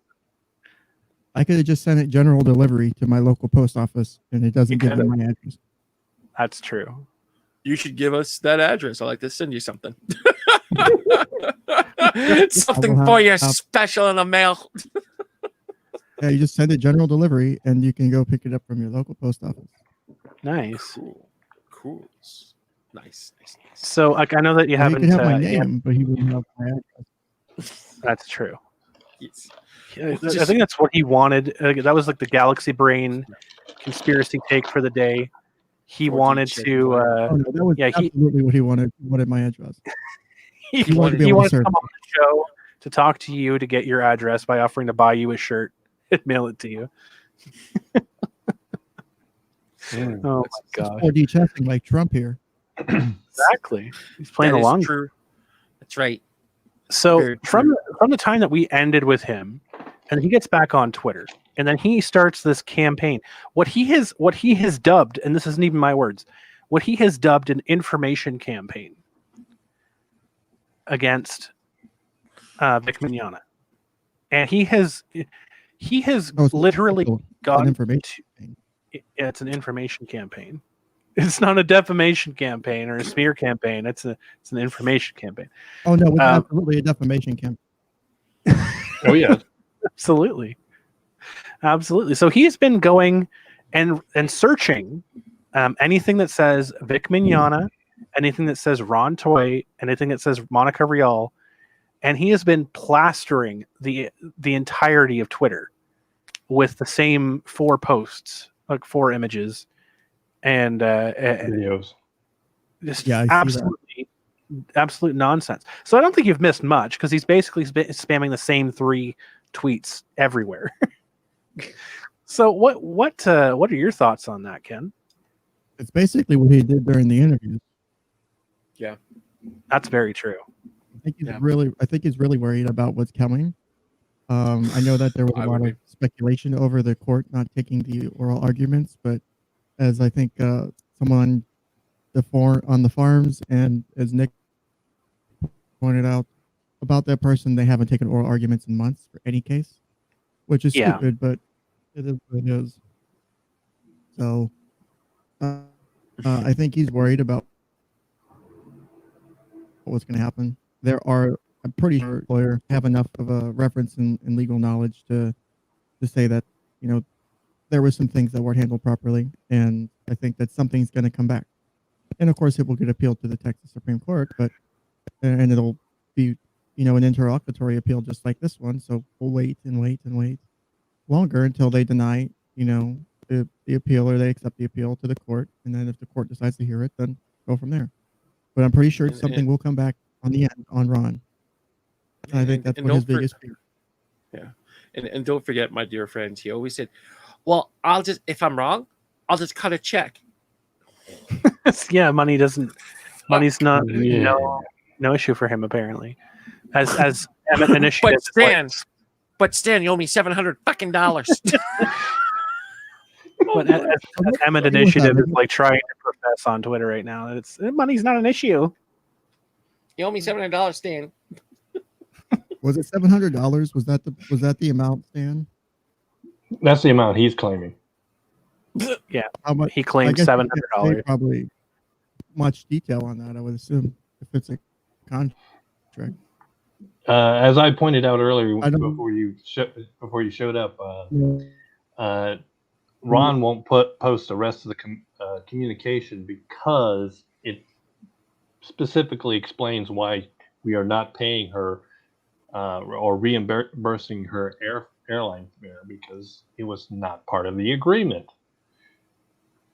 Now she's looking. I thought she needed an extra seat. No, she paid for her own airline fare. No, she needs 2. But she brought Ron with her. Unannounced. I wonder if he was as a last minute addition, which is. Well, no, I knew he was coming. She told me that she was bringing him. And I said, "That's fine. That's fine. You're still not paying for your airline fare." You not paying for her fiance to come. That's really what this is about. Her newly found fiance, because again, Stan, how long ago was this? 5 years ago. 5 fucking years, Ken. Well, don't forget, this was also, it was mentioned in her email, the part that we got to see. She was saying, "Oh, it's coming up on Christmas, and I could really use that $700." But $700 is just a drop in the bucket for Ron Toye, right? You can cut a check. What's the biggest check ever cut? Of course. I guess he doesn't share his money with his fucking fiance. Let's add a word, No, he not probably fucking fiance. Oh my goodness. My goodness. Ron would be the He kind better of hope. person that stashes a good percentage of a check away so that his spouse can't touch it. So he has financial control over his spouse. That's the kind of person that Ron would be, if I had to guess. Because he doesn't want as much. He wants to control. I would agree. I recently heard something about him buying his son like a car or something like that when he was 13. What? Or I don't know. He was bragging about his car. Buy a 13-year-old a car. That's exactly what I was thinking. It's like, do you spoil the child? Oh, did we not see? Wasn't there a picture of property? Sorry, one at a time. What was that, Ken? I was saying you can't really do anything with it except drive it on private property. I mean, I had a truck before I was legally allowed to drive, but I was fixing it up. And then I got a different vehicle, but I was fixing it up in the attempt to drive it. It became my first vehicle. And so I could drive it on the private property where we were living. So, I mean, outside of that, you can't drive it on the road, not even with a permit. That's definitely illegal. Yeah. What's a 13-year-old going to do except unless you own a farm, drive it around the farm or in a parking lot somewhere? Yeah. It's going to sit for 3 years, and if you bought it brand new, you're going to lose a shitload of value. That's a stupid decision. Oh, of course. Like you lose value by rolling it off the lot, for goodness sakes. Like exactly. And what were you? What were you saying, Stan? I thought I saw a picture on the farms where they Ron the Fourth had was standing in front of an Audi.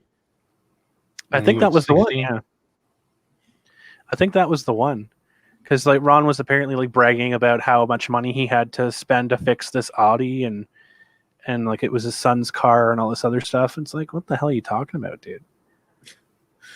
As I've been saying, don't forget, Stan, you owe Monica $700 5 years ago.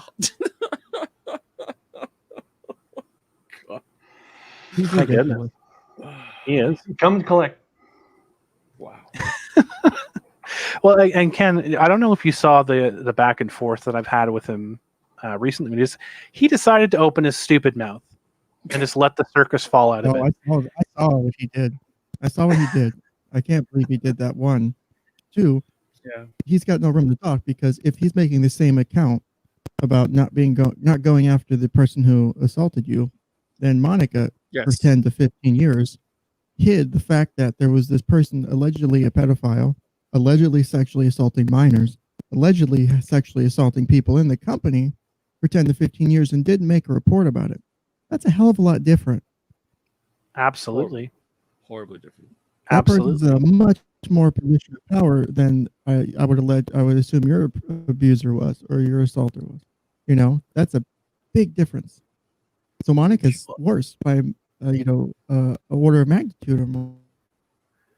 Well, and if the question is if I have a problem with Monica's Tootsie Roll approach or Tootsie Pop approach to reporting assault, like, oh, how many victims does it take to report it to the police? Like, I do have a problem with that. It's like, oh well, he just assaulted me, so that's okay. But he assaulted. Jesus Christ! Dude, your fault. It's like he assaulted 5 other people. Oh my goodness! Like, what's the one is too many people? Like, look, 1 is too many assaults. Why do you? That's just your opinion. It gets to an even number. It's true. You need 2 assaults. It gets to an even number. That's how you get away with it. It's like Toye said. Oh, you have to be this tall to get on the ride. The Vic ride.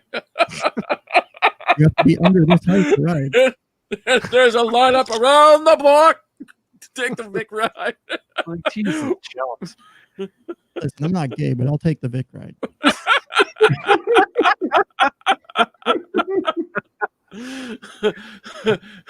Oh my goodness! I like Monica's hair. It's very short, very masculine.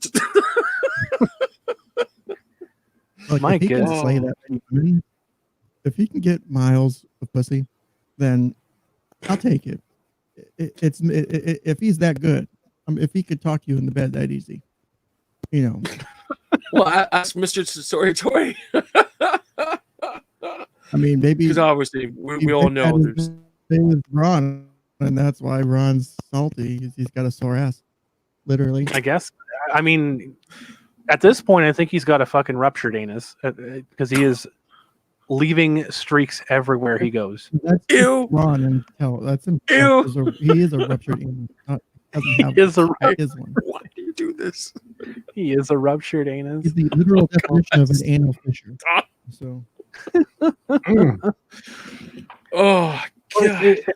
It's so funny. It's just like how everything went down. Like he's trying to shame me for stuff that he said on video. Yeah, that's just fucking ridiculous. When I heard that, you got to be fucking kidding me. Like, what? How stupid is this man? What? Like he was the one telling me that that I shouldn't feel guilty and that it wasn't my fault and blah blah blah blah. And then he's turning around saying that I am shaming people for how they approach things, blah blah blah, and telling victims how they should handle trauma. I'm like, I wanted to ask Monica. I still want to ask Monica, but I want to ask her to her face, why did you do this? I'm not sitting there to say you should have done things differently. I want to know her reasoning for it. Of course. Yeah. Because like she needs to explain that. I mean, in my opinion, if she wants to talk about it and she wants to have an opinion about it, then she should explain her reasoning behind it. Because right now, it doesn't add up. Yeah. My opinion. And the thing is, was it a career move? Was it just not to rock the boat? You know, fuck. Just all that's completely fucking stupid. At face value and assume that all the allegations Monica's made are true, and they are, and for the purposes of this argument, be actually significantly impactful on her psychological being, and that those things did cause harm to her. So, fucking mind blowing. Like it's so crazy. Take that for what it is. So it's like she had an opportunity to really, really set an example, move forward with it. And she did not do that. And it's she had an opportunity to at least save a bit of face on this, right? And I'm not saying like make herself look good. I'm saying she had an opportunity to like close this gap. Yeah, I mean, I was going to make a bad joke about thigh gap, so I'm not going to go there. Stop. I mean, she's an expert on closing gaps, but oh god, she had a chance to close this gap between. Well, I mean, I don't think her thighs have seen a separation since the Berlin Wall fell, but. But look, is she closing this gap with some sort of cocking, perhaps? Maybe. Maybe Tyrone's. Ooh. That's a little salty. But the thing was, I'm not saying to make herself look better. I'm saying to fix this like vapid situation in the anime community where she come out and say like, this is why I said what I did, you know, blah blah blah blah blah, and whatever else. This is how I felt at the time. At least give Vic a situation where he can walk away with some face value. She can walk away with some face value, and people can finally just move on from this. But instead, this decides like, well, you don't deserve an answer. Like, okay, I'm a survivor victim. What? We've all talked about being real victims and how that basically involved in our lives and so forth and so forth. But it's sorry, I could. You can't just like victim shaming you whenever he did that. Oh, he was literally victim. He literally victim shamed you. Absolutely, and that was something that he was on this podcast saying he shouldn't have done. Yeah, and all the shit that they go after fucking Vic for. What does Mr. Story Toy do? Oh, let's just be the hypocrites and just go complete 180. You're bad, Creme. Fucking yeah. I was told that I was hateful towards victims, Which, again, like if people out there are wondering if I'm offended or upset by it, I don't put any stock in the value of a weeble wobble, or their opinions. So it is what it is. I mean, like he wanted to open his stupid mouth, say something stupid, so I slapped it back shut. That's basically what it is. That's why I replied to him on Twitter, and that's why I said what I had to say. And then basically got to a point where he's just going in circles, and he has legitimately enlisted a bot to reply on his behalf. So he's lost, in my opinion. Just imagine, just for 1.8.2 seconds here, if he said that to Monica, what he did to you, like just reverse the names there. It's like, my fucking Christ, the internet would explode. Mm-hmm. That's what I'm saying. Like, Yep. If he like, has he called me hateful? He called me disrespectful to victims and everything else. He's trying to call my credibility into question, which he's trying to add homonym attack, which I understand is all he can do at this point, because he has dug himself such a far hole. Like, he basically has to register as a Chinese resident at this point. He is so far goddamn down. That's absolutely hilarious. Maybe he could apologize to the Chinese government when he gets there. Welcome to Beijing. Gonna wind up in Hong Kong. Oh, like, geez. And he says that I'm obsessed with him, and he says that we're obsessed with, and all this stuff, and that he's taking this opportunity to show why we're obsessed with him, and blah blah blah. It's like, well, guess what, Ron? The reason I made this show, and the reason that I made this topic, was because you were supposed to be here on July 5th with Monica, and you weren't.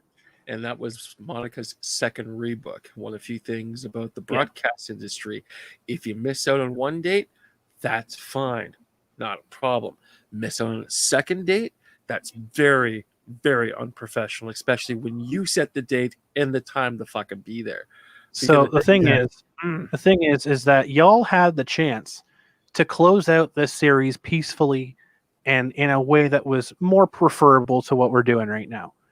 And instead, you decided that you didn't need this platform, that you didn't need us, that you didn't need our hospitality, and you decided to not only spit but piss on us on social media. So I talked with you about this, Crumb, but I think maybe the reason Ron, because we talked about this before during the interviews themselves. Yeah. But I think Ron might have either been told by counsel or told by someone and finally understood that should anything come back, that everything he said on these podcasts can be introduced as evidence. Oh, 100%. Every 100%. single thing can be introduced as evidence. And I clarified that with a couple people. Yep. So that's going to be really interesting if anything comes back. Oh, God. I just realized something. Crumb, wouldn't it be absolutely friggin' hilarious if they played your songs in court? I would love it. I would love it. This is what people on the internet said about me. They played the. It would be even better if he played it. Like if the defense played it. Oh my God. Just imagine if he. Oh God, I'm going to give an idea. Just imagine if he grabbed the link from the YouTube page and throw it on his own page. These are the mean things they're saying about me. I hope they do. That'd be so hilarious. I hope they do. And they put the hashtag, for the fans, kick Vic. So someone in chat was saying to save everything. Don't worry. Not only are all the interviews saved, they have been transferred to counsel. So, yes. Yes, they have. Ooh. Yes, they have. Yeah. Just as a backup. Never hurts. Yeah. I'm not saying who did that, but I know of someone who did do that. So yes. Can confirm. That's chewy. That's maple syrup goodness right there. Well, it's so funny. Good. It's so funny though. It's just like he wanted to bring Monica on so bad. I was saying this earlier. I think that he was lying through his teeth. I don't think Monica wanted to come on the show at all. I think what Ron wanted was not.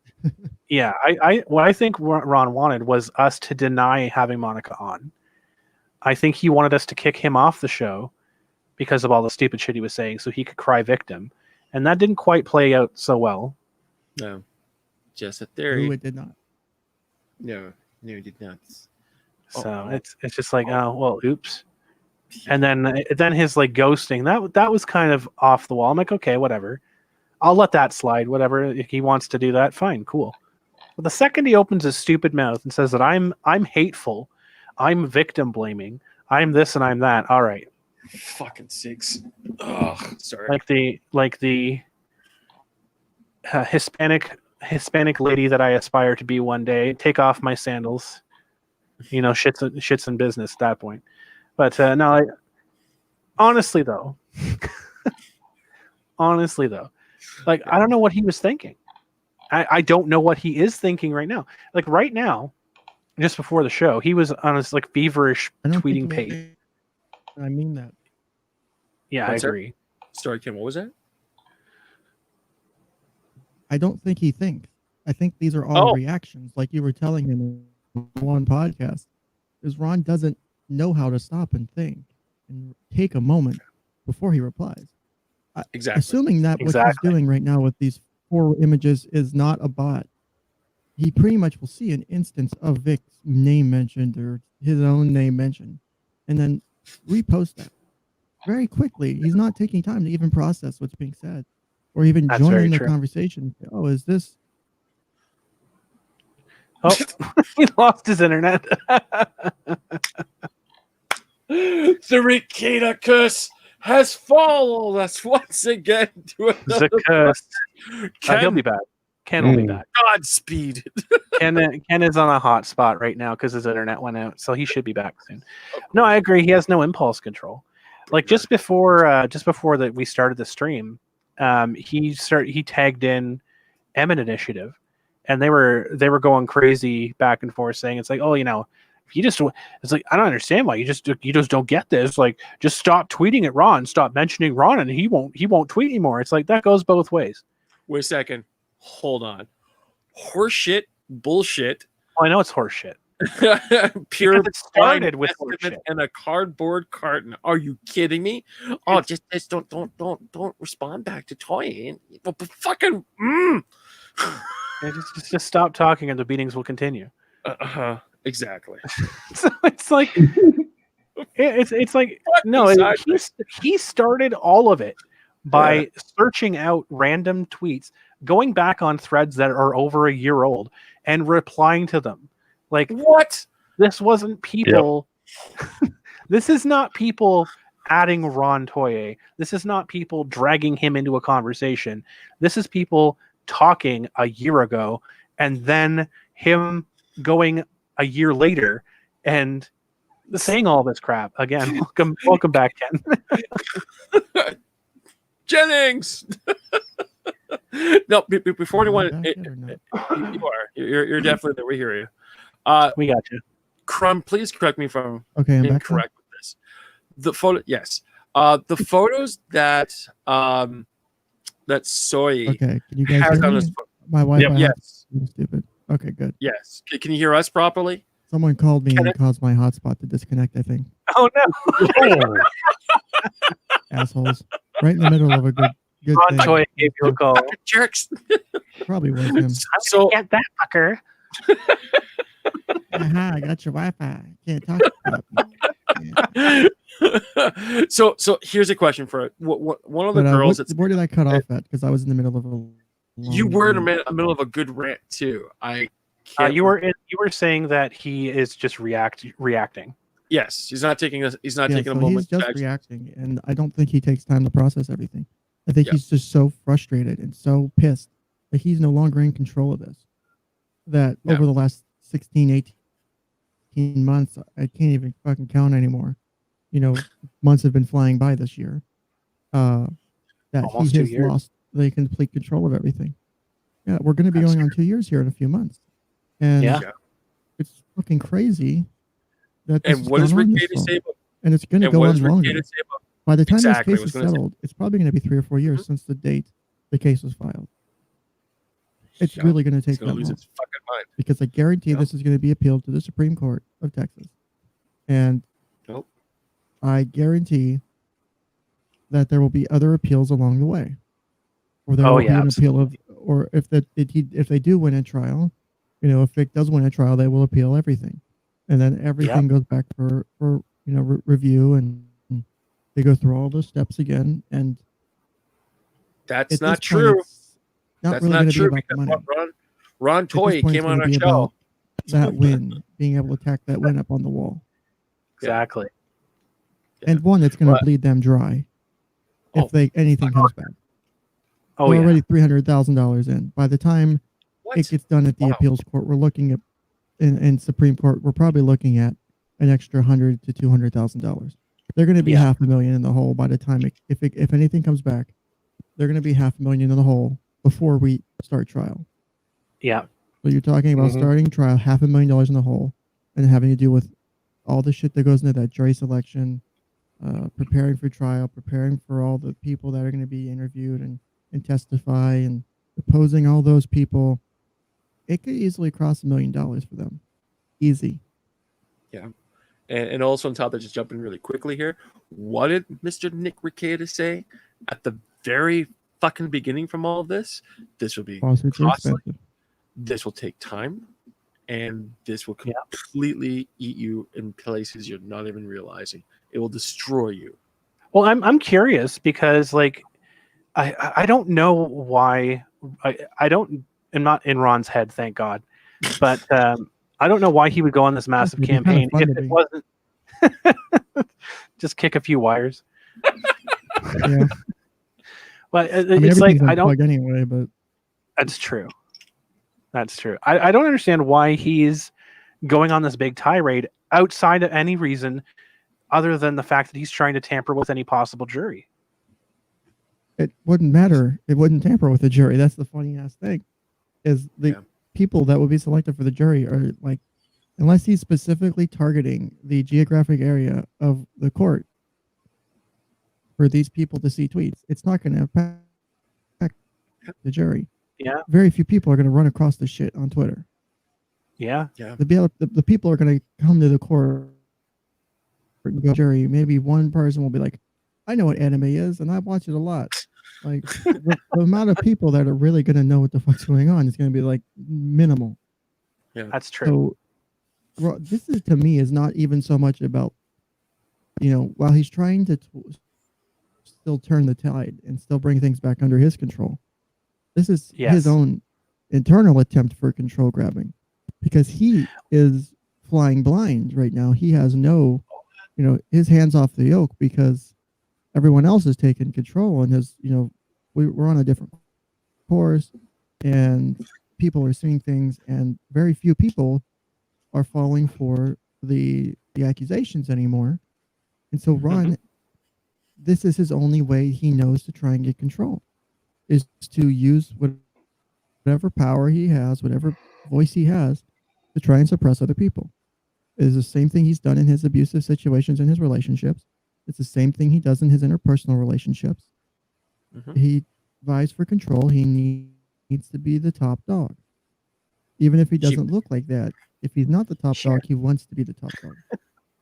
That's very true. Thank you, Well, it's funny that you mentioned it, because there was one tweet that he actually had response to somebody where they came out and they tried to debunk his bullshit, and he came back as a retort saying, "You're not going to control the narrative." So I completely agree with that. Yeah. Oh my fucking goodness.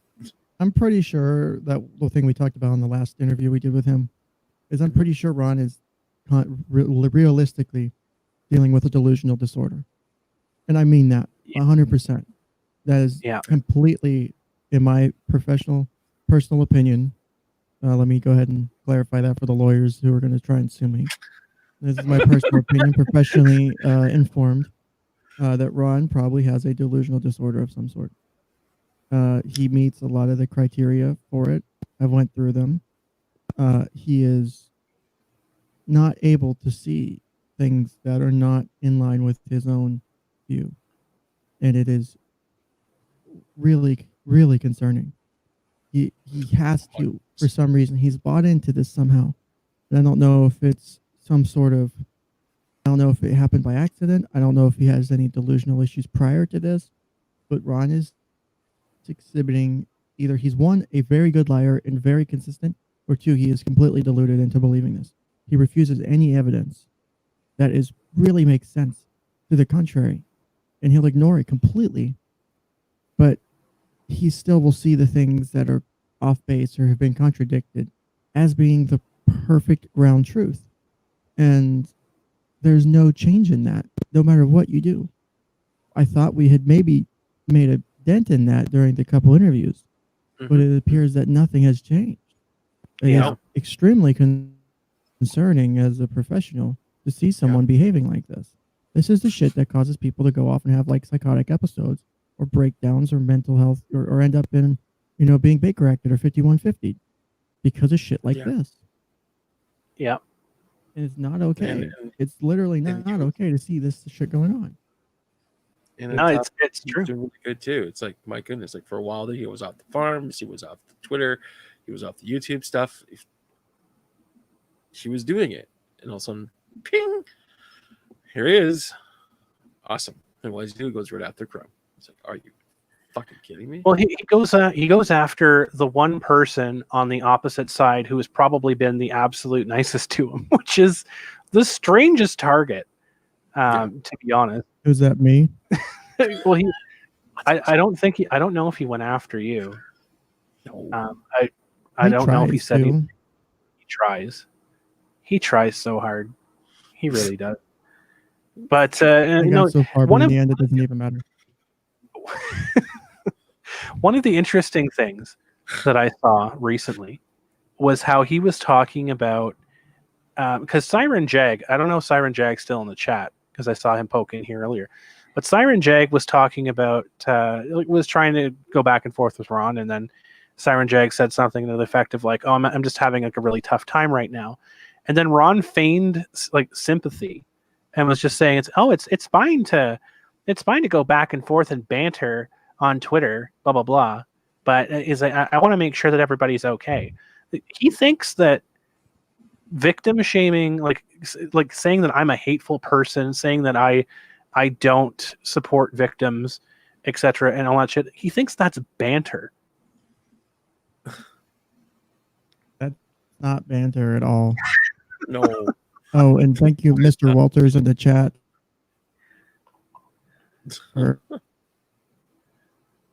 Oh yeah, Mike. Yeah, Ken's having a little bit of a issue with the internet. He's just on a Wi-Fi hotspot, so apologize for any quality issues. I'm actually both tethered and on the Wi-Fi hotspot because I've been having issues getting through my firewall with certain things because I've had to use my hotspot for Zoom, and it will only work on one and not the other. So it's pretty funny. It's frustrating. I hope we'll have one day we'll have a stream with you where there's no issues. It's just everything works perfectly for you. I feel so bad for you. One day. Don't ever hope for that because that will never happen. You're setting yourself up for failure. Don't do that. That's a bad thing to do. You want to make sure you set reasonable goals in your life, and that's unreasonable. So Stan, what do you think of all this craziness? You've been very quiet in the corner over there. I only replied to him only a couple of times, and it was only to correct any of his whatever he was saying. His salty soyisms.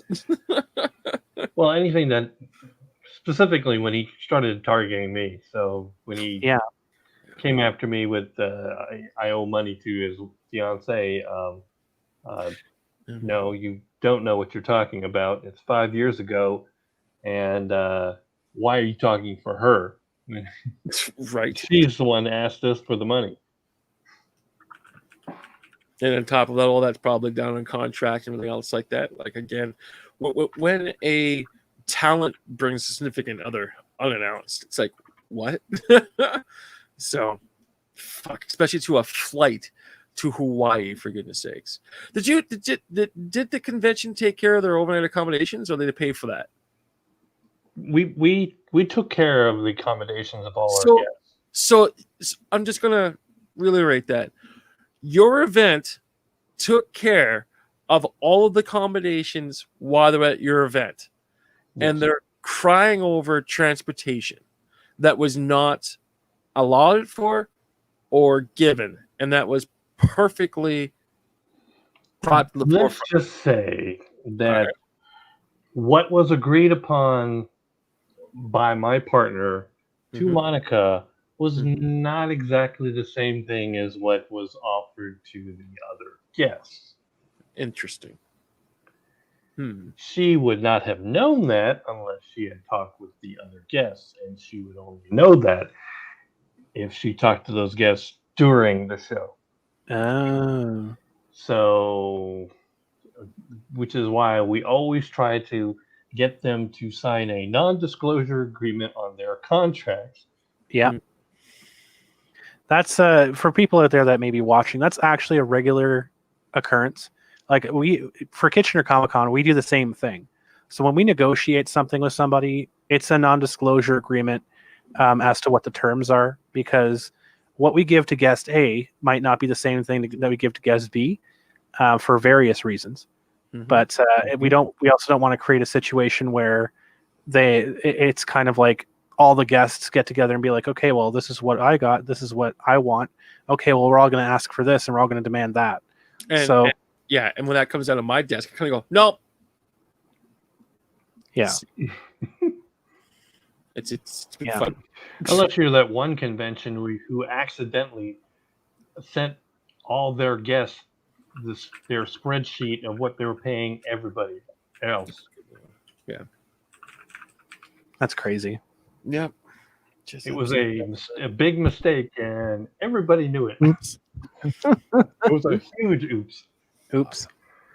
Well, Ken, I don't know if you heard this part of it, because we said it a little bit earlier in the show, but one of the cosplayers, because Stan was contacted by Vic directly about this, and I was actually in contact with someone who's very close to Vic. But one of the cosplayers that is on Toye's spam list there, that he keeps spamming the images of, she is actually one of Vic's biggest fans, part of the Risen Bull Rangers, very much a Vic supporter and everything else like that, and very much not underage, as Toye is claiming. So I don't know if you heard that one, but I thought that was pretty funny. Serious? Yes. Like, he doesn't even fact check, like basic fact check? No, there is no fact check. Of course not. He's grabbing images off the internet. He's been doing it for a while. And how many What posts is the have been fact? on the internet? What was that again? I was saying, and how many times has that This been is posted on the ridiculous. internet now? What? Tons and tons. He's What is spamming the it all over the place. But what was Ken asking again? Ken? He's on a bit of a I was delay. just saying that it's crazy. He's not even fact checking, and it's a very basic fact to check. Like, I literally pulled up just now. I was going to try and send it to you, but I can't do it because my internet's barely holding on for life right now.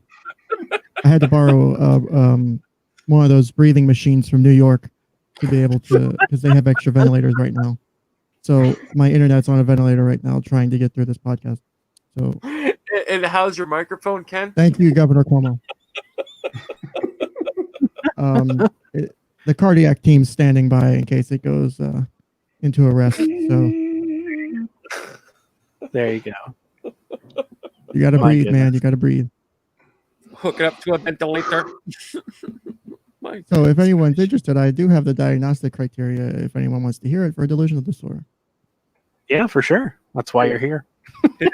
Aside from your charming personality, you love that big juicy brain. Hooray. It's so juicy. The left F. I love it. I love it juicy. I could read the diagnostic criteria off in that voice, but I'm pretty sure that would be it violate at least one ethical thing. Ooh. So much YouTube these days. YouTube's going to turn into, what is it? That not like Plex Storm, hopefully one day. It's okay. This stream is already going to get yeeted so hard off of the face of YouTube for the two songs that we played. So. This is why we back up things. But exactly for delusional disorder, diagnostic criterion A, the presence of one or more delusions with a duration of 1 month or longer. Criterion B, criterion A for schizophrenia has never been met, but she has not met that.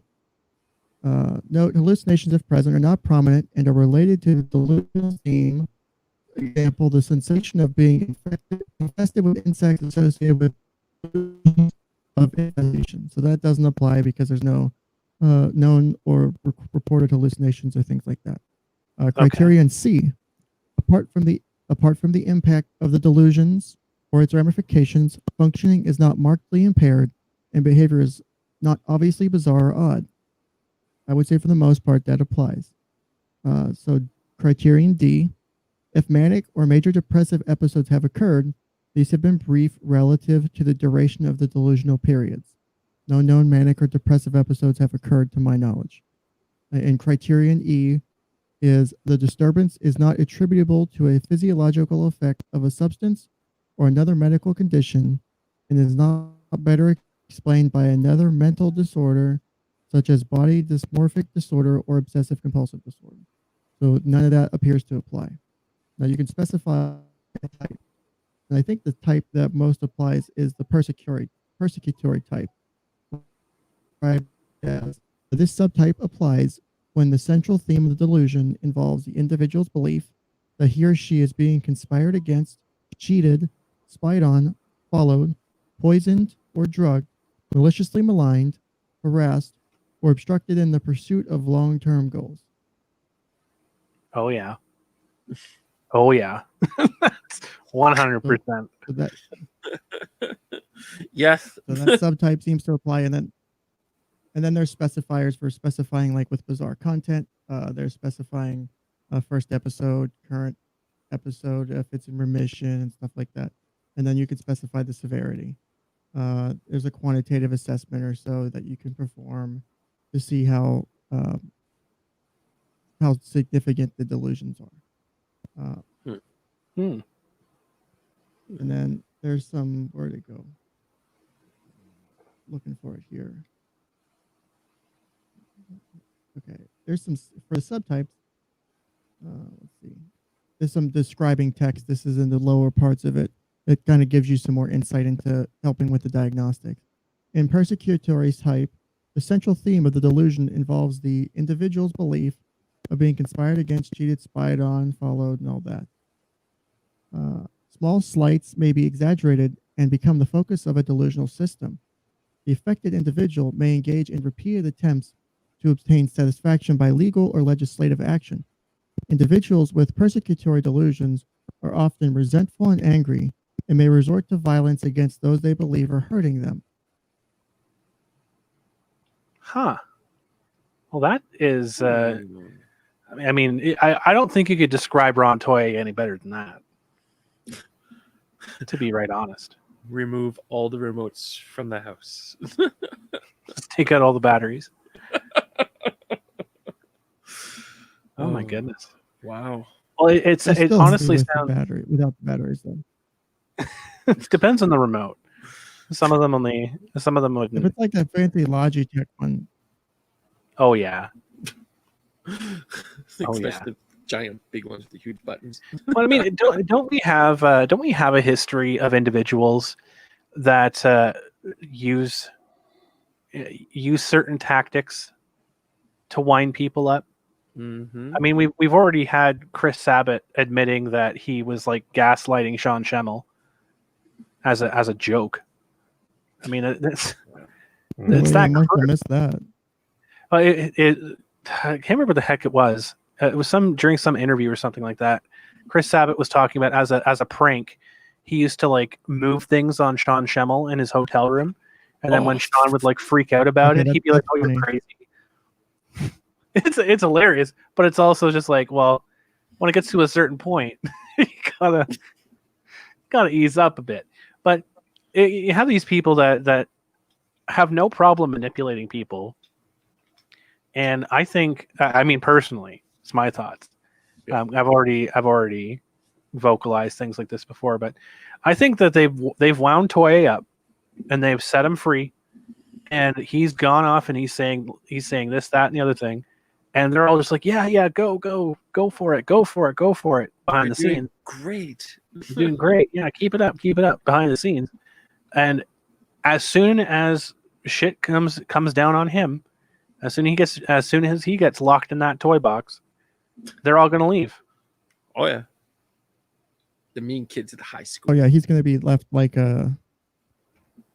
I don't know if I can say some of those words on the podcast, but I think we've been saying many words today. I think you're saying they're this pretty one. bad words. You can say them. This is now a child-friendly show.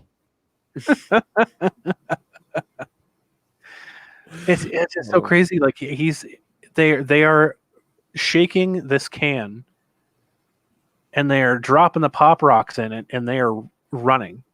They are throwing it and running. Yeah. I think they left them long ago. Oh yeah, he hasn't had. I don't even think he's had a single like on most of his stuff. I haven't seen many. Like I said, I follow him and get notifications for every tweet. So. Oh goodness. Good Lord. Rip your phone. Well, I get notifications for every tweet on the other things I follow too, which is funny as shit because of what I follow. So it ends up. I follow some really funny people who are in some really funny circles. Let's just say that. Wow.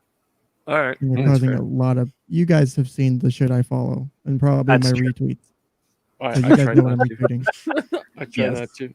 I try to be very polite. Go. Oh, there's the guy. Okay. So, like, I mean, like, out of everything, I think that when all the dust settles, I think that Toye will be brought back in, and I think that he will be finding himself alone in this situation. Yeah, because everyone's be like, "Oh, that's too fucking bad."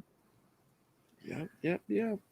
My goodness. And he's got no. Oh, he went ahead and. Sorry. Oh no, he's dug himself a hole. But I went ahead and pulled up. It's a differential diagnosis handbook, which helps in determining which things you would diagnose. So the DSM lists all the conditions. This book is a companion book that lists things for differential diagnosis, and has decision trees to help with finding a diagnosis. If you're not sure, it helps you rule out behaviors. But there's a section or two here on delusional convictions and disorders that I think are pretty interesting. Sure. If you guys want to hear it. Sure, if we can hear it. Yeah, the thing is that we obviously know you're not Ken Jennings, and Robot Ken Jennings has completely showed up now. So it's the Ron Bot. Oh, is it? Am I roboting? There you go. Yes, okay, you're fine now. Yeah. That's good. Okay, is that better? Okay. Much better. Honestly, so let's see here. So delusional convictions are impervious to compelling evidence of their implausibility, and the person remains totally convinced of their veracity, rejecting alternative explanations out of hand. In deciding whether a belief is fixed and false enough to be considered a delusion, you must first find the serious error in inference in reality testing has occurred, and then determine the strength of the conviction. It may be helpful to ask the patient to talk at length about his or her conviction, because it's often only in the specific details of the belief that the errors of inference become apparent.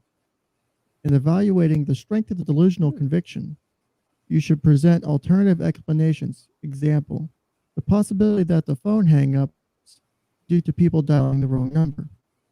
The patient who cannot acknowledge the possibility of these explanations is most likely to be delusional. It should be noted that the evaluation of whether a religious belief is delusional is especially challenging because religious beliefs cannot be subject to the typical test of whether the belief is true or false, and thus cannot be challenged with incontrovertible evidence or proof to the contrary.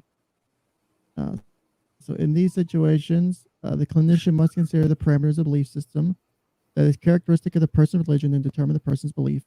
Beliefs deviate markedly from what we consider normal, and the his or her religion.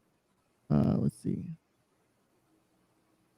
So from the perspective, it also applies to this, is his beliefs are going outside of the normal significantly. So if you were to apply this also within like a religious context, if this was a religious system, his beliefs and thoughts are so far outside the normal that they wouldn't fit in. It's not like he's a Christian and this is Christianity. He's now speaking something completely not even related. You know, it applies to that context. So there's the other stuff previous to the religious stuff. There was no controverting evidence that he will listen to. Right. And I don't believe there's any medication or anything involved. I don't believe he has schizophrenia or schizophreniform disorder or anything like that, or schizoaffective. He's got ADD. So yeah, but that I would not see that play. I would not see that playing as much of a role in the delusional disorder. Even I have ADHD or whatever myself, and I won't lie, it makes it hard to focus. I have hyperfocus issues, so I can sit and do one thing for a whole long time and avoid like doing work. Like I'll do something stupid fun, like browse the internet, because I don't want to do work. I can do that for 10 hours. And I'm literally not joking. I can browse like the internet or Reddit for 10 hours to not do my paperwork. That'll take half an hour. Yeah. Because I don't want to do it. But, procrastinating. So procrastinating is my my strength in a way. But to me, it seems like, these are significant issues because I'm going through the decision tree and it's not due to physiological effects of a substance. It's not a cultural religious thing. Not due to a general medical condition. Let's see. Occurring in the context. I still want to make a joke and say Vic's. I still want to make a joke and say Vic isn't a religion. What? Well, I mean, if you think about it for a bit, depending on how strong so he's got his fan club. If there's a strong enough belief and conviction there, that could technically be considered. If they're so like it's the exact opposite too. If they're so bought into it, and they won't look at any evidence that Vic may have committed an assault, it also applies too. Yeah, so. And also on top of that, the cult of personality. Like goodness gracious, once you start getting involved and you know what's going on, it's the whole auspices of entertainment. It's like people get very obsessed over movie stars and people's works and stuff like that. To the point it becomes a religious following, like cult. Yeah, and I think it's important to detail as well, just before people start clipping this and running around the internet. What Ken is saying here is it's dangerous to not just blindly. It's dangerous to just blindly believe anything, right? We're not saying that Vic's followers are believing him without. Yeah, that's not what we're saying. What we're saying here is the fact that what Ron is doing, blindly believing everything, refusing any facts or evidence or anything else like that. So that's a bad thing, right? And it's dangerous to support it's dangerous to support Vic too, and not believe any facts or evidence, right? Be open to having your belief rattled or challenged, because like when you're talking about this stuff, and you see this a lot, and I think I see this a lot in Ron, to be honest. Like all joking aside, I see this a lot in Ron, is the fact that he's defending his reality because he can't comprehend what it would mean if he was wrong, right? Yep. So I think I've had this conversation with Mr. Hop offline, whereas it's the fact of right now, he came to terms that he looked really fucking bad on the interviews, and he did it all by himself. It was all his own doing because we didn't force him into any situations or like make him do anything. No, Crumb, it's all your fault because you allowed him to be on your show, and I'm an enabler, right?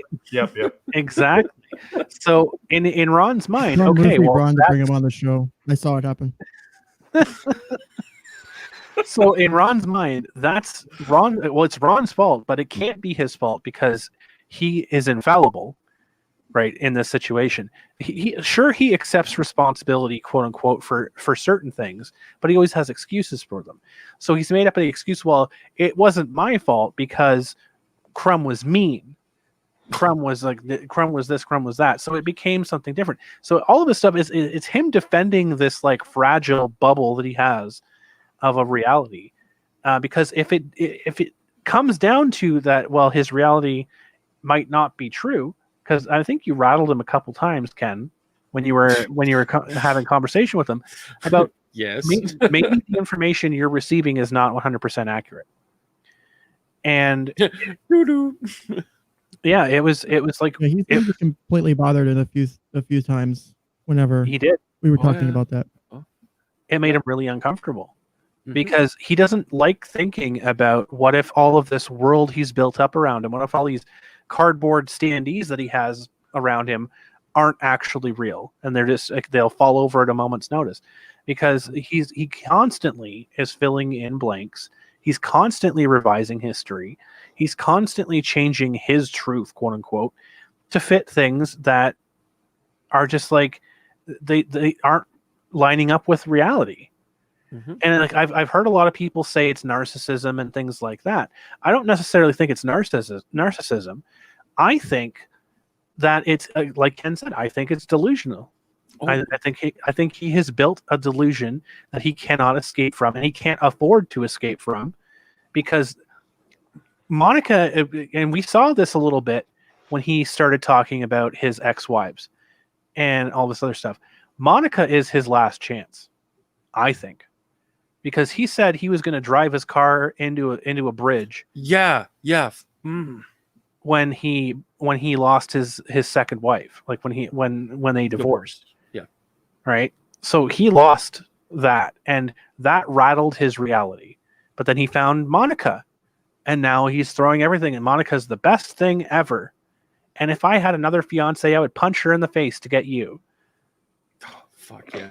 And plus, on top of that, if I'm not mistaken, Ken, please correct me if I'm wrong. Didn't you also tell Toye that basically look at the other the other side of the argument and make points for that?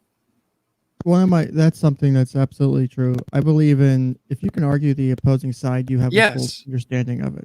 If you can argue why we should put Jews in concentration camps strongly, then you completely understand the argument, and you understand it. You understand why a Nazi would have believed that was a thing, and you can understand it. And the thing is, I believe supporting it. That's just an example.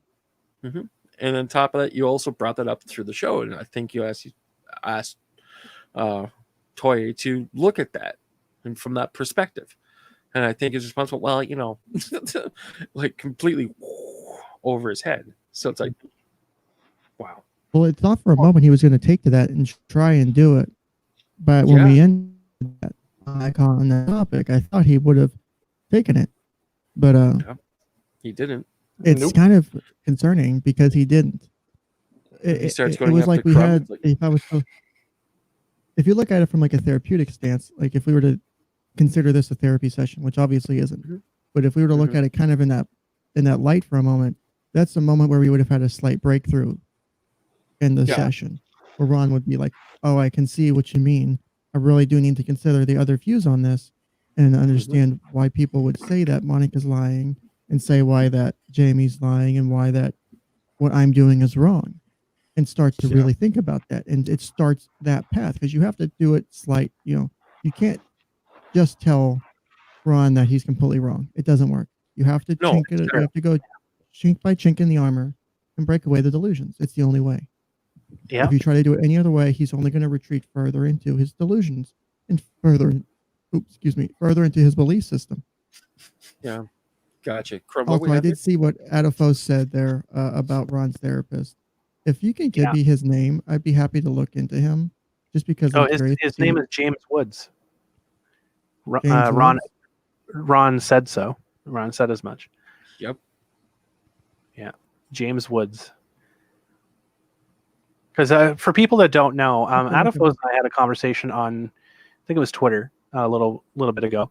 Adolfo apparently knows this therapist or whatever he is, and apparently this person is basically the type of therapist that prescribes books. Jesus Christ. Problems. You can't fucking do that. That doesn't work. Of course not. And how much is he charging him? Doesn't matter, because he's got to cut a check, because he's getting help now. Exactly.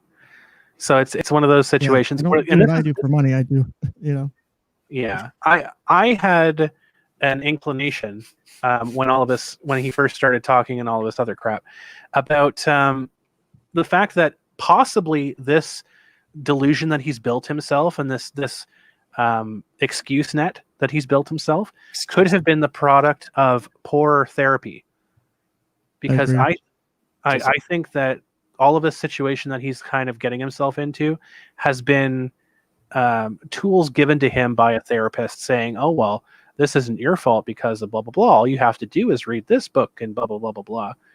And because that's the part when therapy can be really detrimental, when you have someone who doesn't actually fucking care about their patients, they just care about the money, want to get them in and out of there as fast as possible and just want to shill merchandise. Sorry, go, Ken. Go. Oh, okay. I was going to say, so that's not a bad way to look at it. Therapy is a very powerful tool, and it can be used extremely powerful to help someone get better. And if used incorrectly, it can help people get worse. I mean, one TV show I watch is Dexter, and there's an episode where Dexter kills a psychologist, where the psychologist was basically making women kill themselves. Yeah. Because he would make them prescribe them meds, and then psychiatrists prescribe the meds, pull them off of them. They would get depressive episodes. He would talk about suicide and how it was this easy way out. Themselves. So therapy can be just as bad if it's not applied correctly. You have to be so careful. Like when I talk about anything, if I'm talking with someone who's not even suicidal, just someone with any issue, if you say the wrong thing, you can really upset them. You can really hurt them, even if you don't intend to. Exactly. You have to handle it so carefully. Yeah. Well, apparently this guy got his wrong. Yeah. No, 100%. No, but apparently this guy, I don't know. I haven't looked him up or anything, so this is just hyperbole. But apparently this guy got his degree or whatever else out of a Cracker Jack box. So that's still around in 2020. So wouldn't surprise me. Someone in the chat mentioned. Someone in the chat mentioned the therapist being off of BetterHelp. Real quick, I'll clarify that is all the therapists on BetterHelp are licensed therapists. You have to be, because I looked into it just because I was curious to see. My issue with BetterHelp is it is a completely unprofessional and bad way to handle therapy by giving you unlimited access to your therapist like that. It makes you dependent on them when you don't need dependence. You need to go weekly and then go every other week and then go monthly. The goal is to, like I tell my clients, my goal is so that you don't ever have to see me again. Right. When I end the therapy with you, I don't want to see you again for this, because I want you to be ready to deal with this on your own. That's my goal. Yeah. It sounds like a concierge type practice. Mm-hmm. Yeah. Yeah. So you can basically message them or tweet them or not tweet them, but text them or whatever. And it's supposed to be unlimited. You can message them as much as you want. Oh God. And that's so unhealthy. Now, like I tell my clients, 100%. If anything comes up, you can call or text me. I'm not getting paid for it because it's not in my contract. Because I do different things. I do work and different contracting and things like that too. It's like side money too, with different clients and stuff and different agencies. But I don't get paid for that. I only get paid for the 1 hour I sit in the session. I don't get paid for the extra time if I'm texting someone or calling them. I don't get paid for that. But if they need it, I'll do it. If it gets severe enough where they're calling me or texting me a lot, then we're going to figure something out because something's going on. But you can't have that level of dependence on a therapist. It's unhealthy. If you need that much attention from a therapist, you need to be an inpatient. Period. Mm-hmm. That's it. I'm on the. I've been really bad. Oh, go ahead, Crum. I've been on the side of I think that Ron is at this point. I think he should go into a hospital. I don't think that therapy is enough right now. I think that he's shown. He's seeing his therapist once a month. I don't think if he saw I don't think if he saw that therapist every day, it would make a difference. Oh, okay, gotcha. Like I think that Ron needs to go into some sort of guided program. Yeah, I can totally see that. Ron needs to honestly go ahead, Ken. Go get evaluated by another therapist or two that are completely out of his area, that are experts in different things. You know, he should get someone who's an expert in like major psychiatric things, or someone who's an expert in delusions or schizophrenic episodes and stuff like that, or get someone who's an expert in anger, in explosive disorders, and get evaluated by that person, and just get the different opinions, or just find a therapist and go sit with them for a couple hours and see what their diagnosis ends up being, and see if that's different from your therapist. And then, you know, you can always go get a second opinion from someone else if you don't like your therapist. And if you do like your therapist, why do you like your therapist? What are they doing? Now, if you like me because I'm a nice person to talk to, that's not why I want you to like me. I want you to like me because what I'm doing is fun and it's making you better and it's getting you to where you need to be. Or even if it's not fun, if it's really tough, you're still getting where you need to be. If you hate me by the end of this, but you're better, if that's what it took, because not everyone is here voluntarily. Some people are court ordered, you know, to do therapy. Yeah. Mm-hmm. You know, people aren't going to necessarily like you, but if they're getting what they need out of it and they still don't like me at the end, I did my job and they got what they needed, and I'm happy for that. Yeah. They don't have to like me. Don't get me wrong. I love my clients. I hate having to let them go, you know, even if they don't like me. But if you're liking your therapist for reasons that aren't your own improvement and aren't about you getting better, really think about why. Yeah. Why you really like your therapist and why you're really with them. Sorry. No, it's totally cool. The only thing I wanted to jump in with is that one of the few things that Nick Ricciardo came up with is that some of the responses that Toye was saying were directly from his own therapist, just based on the speech pattern, sentence instruction, stuff like that. It's like, Jesus Christ. The thing is that whomever he's talking to, again, not to bore on idiom to tear him down, he's basically re-chirping what he's been told through his therapy sessions. Or and listening to what he's parroting from his therapy sessions, it does not sound healthy. Like the stuff that he's being told, the stuff that he's being told is unhealthy coping mechanisms that don't solve issues; they just mask problems. Yeah, and how often on our broadcast did he say chopped wood carry water? Oh goodness! Like, I know I said that a couple of times, but it's like, Jesus. Don't get me wrong. I use sayings and things like that. I have my own, you know, fun, you know, silly metaphors or whatever. Yeah. But you know, if you're using it, you need to understand why you're using it. Yeah. And Ron doesn't seem like it truly makes sense and clicks. Yes. Oh, excuse me. It doesn't make sense why he's saying the things or why he's doing the things. And that is part of the problem. Is if Ron is, you know, and I'm taking, you know, Edifos at his word here that this guy is like a legit Joel Osteen kind of guy. And don't hate on Joel. Joel's pretty fun. But if he's a Joel Osteen kind of therapist and he's prescribing self-help books or suggesting self-help books, that's different. You know, if you're giving someone or recommending someone a book, there needs to be a really good fucking reason you're doing it. You know, for example, I had a therapist of mine who was, you know, trans, and she suggested to one of her clients who was trans a book called She's Not There, because it was specifically about helping the trans person and their spouse deal with that transition because of the issues with it. There's an underlying reason for it.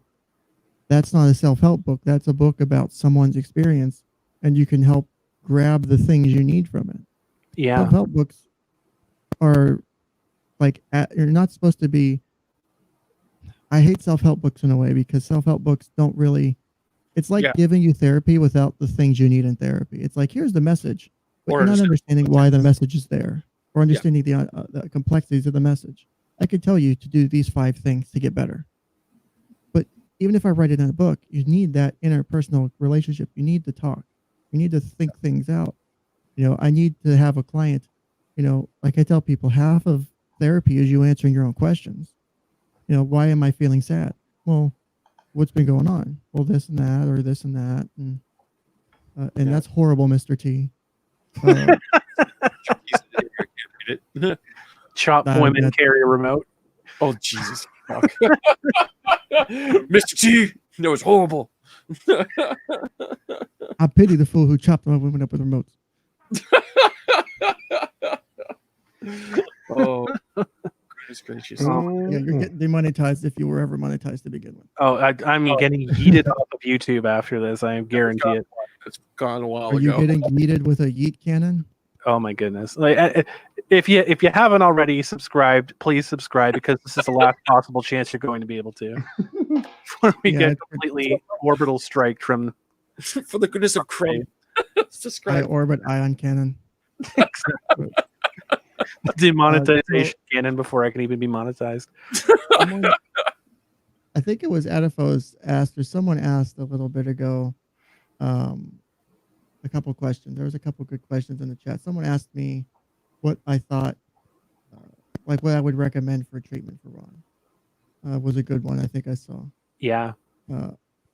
That's a really complex thing because Ron would really have to want to be really be engaged in therapy.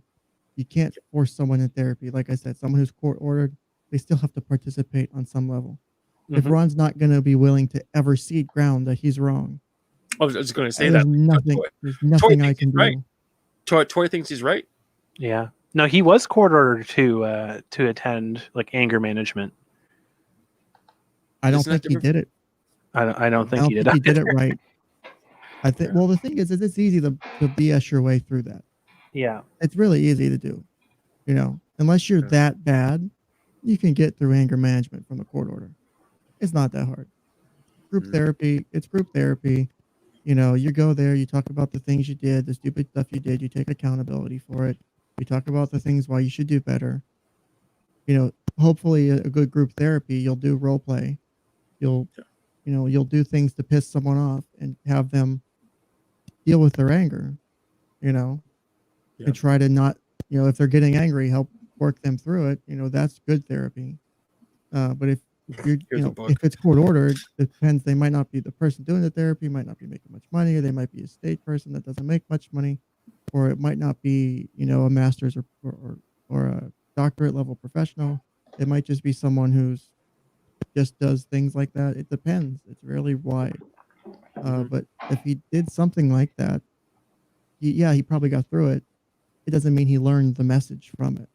Yeah. Because if he did learn the message from it, he wouldn't be doing the things that we've called him out on. And the thing is he keeps going back to 8 years ago. We talked about this before. He keeps going back to 8 years ago when I did X, Y, and Z. It's not about 8 years ago, Ron. I told you before, it's about what you're doing now is the same things you were doing 8 years ago. Yeah. So you really haven't connected to the message. And that's what's scary. Yeah. And he hasn't let anything go from his childhood as well, especially when he told us a story about his father holding him down under the water. Like, fucking what? Oh my God. Now that can be traumatic. That's a very traumatic memory to have. Yeah. Yeah. Of course. And there's a reason why he has that memory and you can't let it go. And there's some processing that needs to be done there, especially with the issues he's having with his dad, with having to have blocked his dad, the issue we talked about before. You know, but he considers his dad to be his hero. Well, there's the issue with his dad.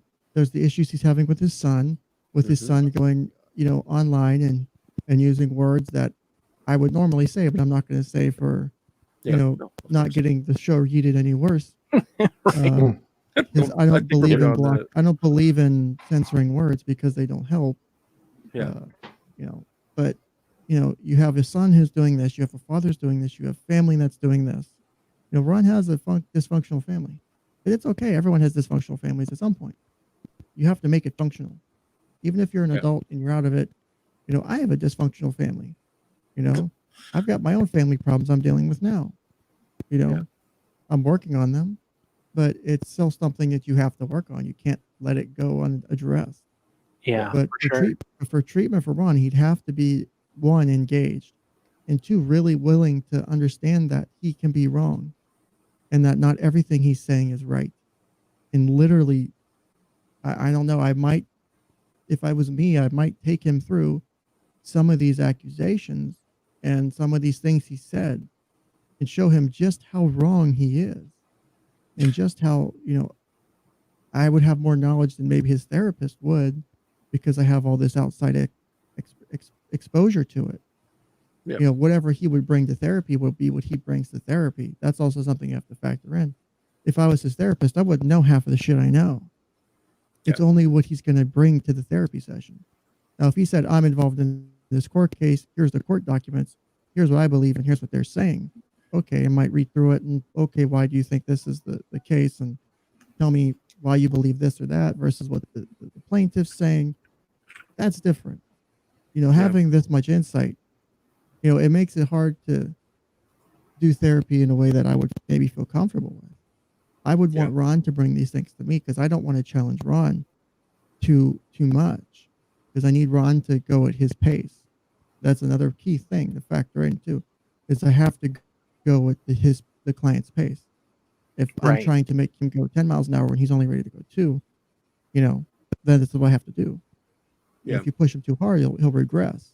He'll have an episode, he'll have something. It depends on what the issues are. But I do have a major concern for Ron, that when his delusions break, that he's going to have either a suicidal episode or he's going to have a violent anger outburst. And I don't mean that to joke around. I am dead serious, concerned about that. Yeah. And I'm not religious, but I pray to God that never happens. Because 1, I don't want to see anyone suicidal. And 2, I don't want to see anyone hurt. Same boat. Yeah, I'm in the same boat with that. It's one of those things. It's like I can see the writing on the wall. Oh Jesus, yeah. There's a news report that came out a little while ago where a little kid had cancer, and then basically one day the father, over lunch, basically shot his kid and turned around and shot himself. This stuff is in the news all the fucking time. It's horrible to talk about, but moms running their kids, things like that. Over lunch. Depression, like things, they're very serious. It's really shitty stuff. And I think Adifos is proposing some more good shit in the chat. Let me read this real quick. Okay. Do you ever wonder what triggered Monica and Jamie to come out and accuse Vic of sexual misconduct? What triggers do you think would actually cause someone to do these things? Well, that's the thing. Is it a mental health thing, or is it a like a jealousy thing? Is it a other thing? Like, he had a major movie release come out. That's a big deal. He's the star of the movie. Yeah. That's been hated. I think it happened it's timing before too, that. Yeah, just hold on, Ken. What was that? Coming up. Everyone knew the movie was going to be released. Yeah. Mm-hmm. And we're talking about the Dragon Ball Z movie, right? Yeah, I mean, even if the stuff was coming up a couple months beforehand, everyone knew the movie was going to be released. They had to have done the dubbing months ahead of time. Yeah. You would want to hopefully plan something like that in advance. That way you have at least everyone on the same page. Everyone's making the same accusations. Assuming a conspiracy. If it's just each person throwing their shit in as it comes out, I mean, it's not hard to add on. It's the current era where if you challenge someone on their accusation of someone assaulting them, you're a bad person, which should never be the case. Trust but verify. Someone comes to me and says they've been sexually assaulted, I'll help them, but we're going to figure out what actually happened. I'll take them at the word in the moment. We'll figure out what actually happened. That's the whole point. That's why you go get, rape kits. That's why you go get evidence collected. That's what the whole purpose of these things are. For exactly. Some reason if you can't do that though, if you're a child and you can't do that and it's not safe, if you're 5, 6, 7, 8, 10, 12, you can't go to the police, or you've been threatened with death if you go to the police, or that your little sister or little brother will get hurt if you go to the police. You really can't do that, because you're scared. So it might take you years, but there's still the contradiction. And this is something I still have trouble figuring out, is if this was so severe for Monica, how she was able to continue working with him in such a close capacity. And for how long? Like, that's something I wanted to ask her, and that's what Ron was saying, that I was disrespectful of victims and trying to tell people how to cope with their trauma. That's what prompted him to say that to me. Yeah. Fucking gidget. Reckless in the chat mentioned that the Vic moving to Texas and the possible director position also probably played a role, which I think matters too. I believe that Vic did have a directing job, that he did direct one show prior to him moving to Dallas. Oh yeah, there's a lot. And I believe Monica was one of the people that he cast for that show. Oh wow! So maybe that has something to do with it too. Yeah, I think I think everybody was worried that, given how Vic operates, how he works, that he probably would have gotten the job done quicker, and then expose the other folks for just basically running the clock. Okay, one of those kind of situations. That makes sense. Yeah, and a top that picked up from it's LA. A possibility. Like goodness. So yeah, Mike mentioned in the chat here. There's another YouTuber that said that Ron might be on the verge of a psychotic break. I truly believe that he's going to break at some point. Oh yeah. I don't know when, but I think it's happening at some point. I honestly think right now his because he's mentioned it before, right? He's alluded to it before, that his son was his anchor to sanity and all that stuff. I don't think that that's true. I mean, I think I think that might have shifted, because I think as his son's growing up, he doesn't have as much control. He doesn't have as much of a hand over his life much as he gets older. I think his grasp to sanity right now is Monica. I think it's being in a relationship. Like just little things here and there about when he was describing how he was going to off himself for the insurance money, how he mentioned his ex-wife first. And this isn't his first ex-wife. This is his second ex-wife, not the wife, like not the mother of his child, but this other person who he married afterwards. So he mentioned that he was going to do it for her, and then oh yeah, my son as well. So like I think he's put so much stock into his relationship as his worth as a human being, as who he is as a person. I think if anything happened between him and Monica, he would snap. I think that would be the breaking point. I think that's not a bad assessment. Mm-hmm. Someone in the chat said that Adifos asked again, would you say Vic is in a state of recovery or still in the process of recovery or in progress of recovery? I would say if you're talking about this whole situation, this was a major assault on trust and confidence to Vic. To have people that you were close to for many years suddenly turn on you, to have multiple job losses, to have relationships just torn away from you, and have people slandering your name, as Vic sees it. That's something that will take a long fucking time to get back at and recover from, to get back to where you were.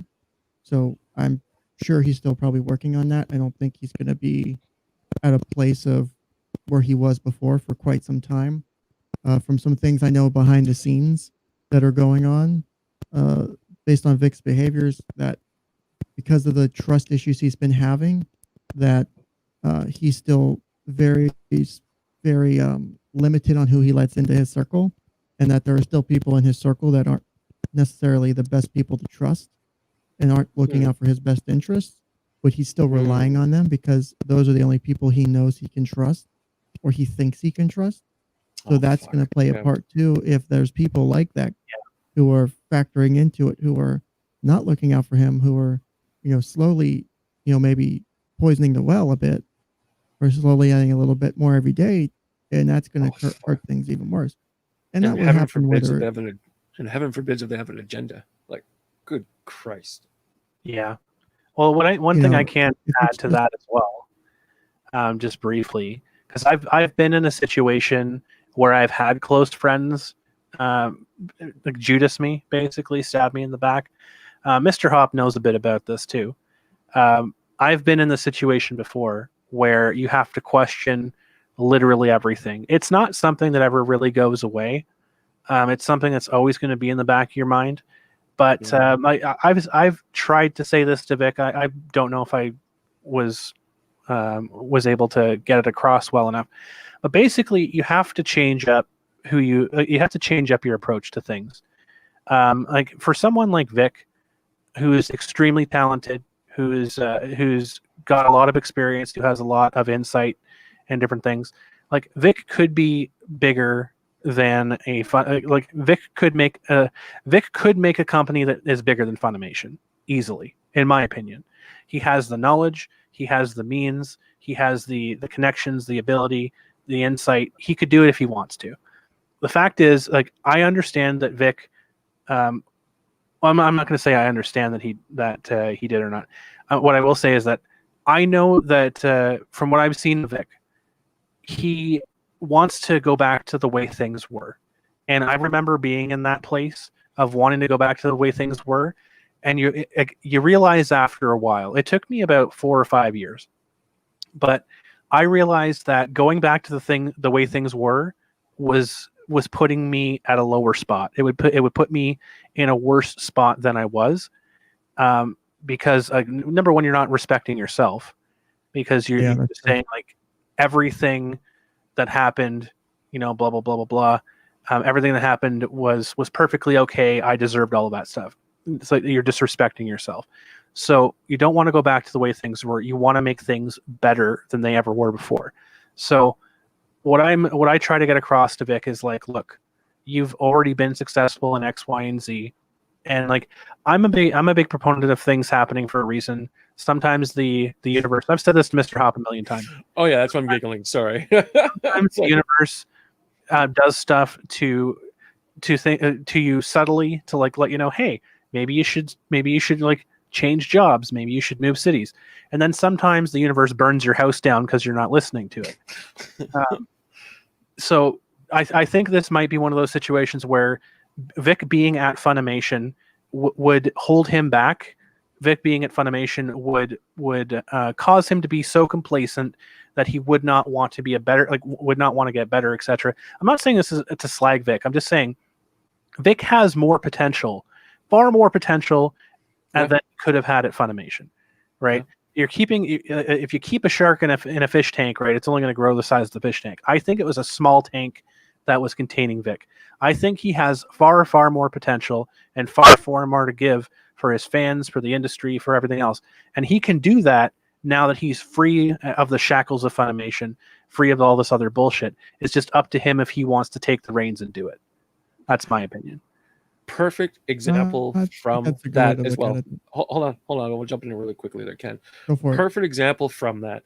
Again, I keep saying this. Some people might get it. Some people may not get it. I come from the entertainment industry. Film, television, stage. Do you ever mention voice acting? Who do we know that are prominent voice actors in the industry? My list is very, very short. But on the top of that list, Vic is definitely there. And he's got the fans from that. We got Peter Cullen as well, who does Optimus Prime. But that's really, really small. But Vic is there. And the thing is that Crumb is absolutely correct with that. He has the raw potential to give these animation dubbing companies a real run for their money. And any business person could see that and make serious bank off of that. It's just... He does have potential right now to do it. Yeah, of course. But once you get house cleaned, if you know what I mean, he could do that. In the row. Yeah, he could do that. Well, he's got himself to make his own company. And the thing is that what people don't understand as well is that he's got past television experience. You don't have that anymore. You have pure streaming, and the thing is that the streaming aspect is the fifth quadrant for any major production company. It's not number one. Number one is the theater. What was Vic part of? The Dragon Ball Z movie that was in the theaters and making serious money. Like the thing is that I've run anime conventions. I've been part of anime conventions. To have an actual production in the movie theaters and be successful, especially in the number one box office on the planet, unprecedented. Let's not even to mention Star Trek Continues. Well, the thing is, a Star Trek continues thing. In all honesty, it's nice, it's cute, it's wonderful, but it's a YouTube streaming gig. Did you see it on television? No. Was it online? Of course. Can people see it? Of course. It could be on television. But the thing is that it's not going to be. It's not going to be because of the contract aspect of it. And the thing is, I'm a little passionate behind this is that Vic's projects that he's attached to have been in the #1 box office in the planet. And that was serious money from that. And the thing is, again, Crumb, you're absolutely correct. He could take Funimation to the wall and fuck it 7 Ways from Sunday if he wanted to. Now it's going to step back here. Oh, yeah, baby. And the thing is that there's ducks in a row he's got to get put together. But the bottom line is that he can do it. Plus, on top of that, unlike any other voice actor that I'm aware of, when he goes to the conventions, how big is his fucking line? Exactly. Blocks. Fucking exactly. Monica's exactly. And the thing is that again, Stan knows that, and we know that from personal first-hand experience. Like, Vic has so much going for him. Like, So yeah, Crumb, you're not right. You're absolutely fucking correct. Yeah. Well, go ahead, Stan. I personally know Vic well enough to know that, yeah, he is a very talented person. You know, taught himself how to play the piano, self-taught himself how to play the piano. Crazy. That's amazing. So good. And goddamn, got into yeah, go on. Got into film and TV producing. Had worked with lots of people in the industry in Houston prior to becoming a voice actor. Voice acting was just a side thing for him. Yeah, and then he made a career out of it, but it was not his only thing that he did. Exactly. He still did his other jobs. He still did music producing. He did sound design for other shows, for other people, and then on top of that, then he moves to LA, gets into voice acting for video games and the anime studios there, leaves LA, and leaves LA, comes back, but then he's also doing Star Trek Continues on top of that, and then going to conventions. He always had a project that he was doing. Yeah, he was never idle, so he could have done anything, and I told him, and he still can. He still can. I've told this to him, and his friends have told this to him, that he should create his own production company, regardless of whether it's dubbing anime, licensing, doing the whole 9 yards, or just creating original content.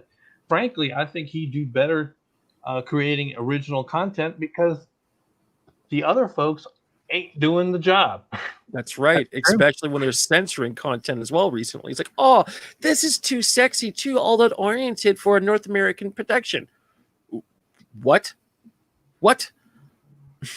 Also, on top of I want to talk directly to I know for a fact that when he was doing Star Trek Continues, the head folks of Qatar Airlines contacted him about acquiring the rights to show Star Trek Continues on all of their airlines, all their planes. Jesus. Wow. To which he had to say, I can't do it. Exactly, because basically that's when the lawsuit really starts kicking in. And Paramount goes, this is tasty, Vic. Thank you so much. As we sue your ass into oblivion. Plus, something on top of that, I'd like to talk directly to Stan just for a second or two here. Stan, you run events. I run events. We're owner of events. How often, like seriously, how often have you been part of a moment that captures not just a few people, but makes the event stop and look at what's going on? The whole show. How often have you come across that in your convention experience? I'm not exactly sure what you're asking. I am talking about, the hustle and bustle that goes into an event. You know the synergy that's a part of that. Right. How often have you come across when that stops and everyone looks at what's going on at a certain moment that's taking place? How often have you come across that in your tenure of running events? Never.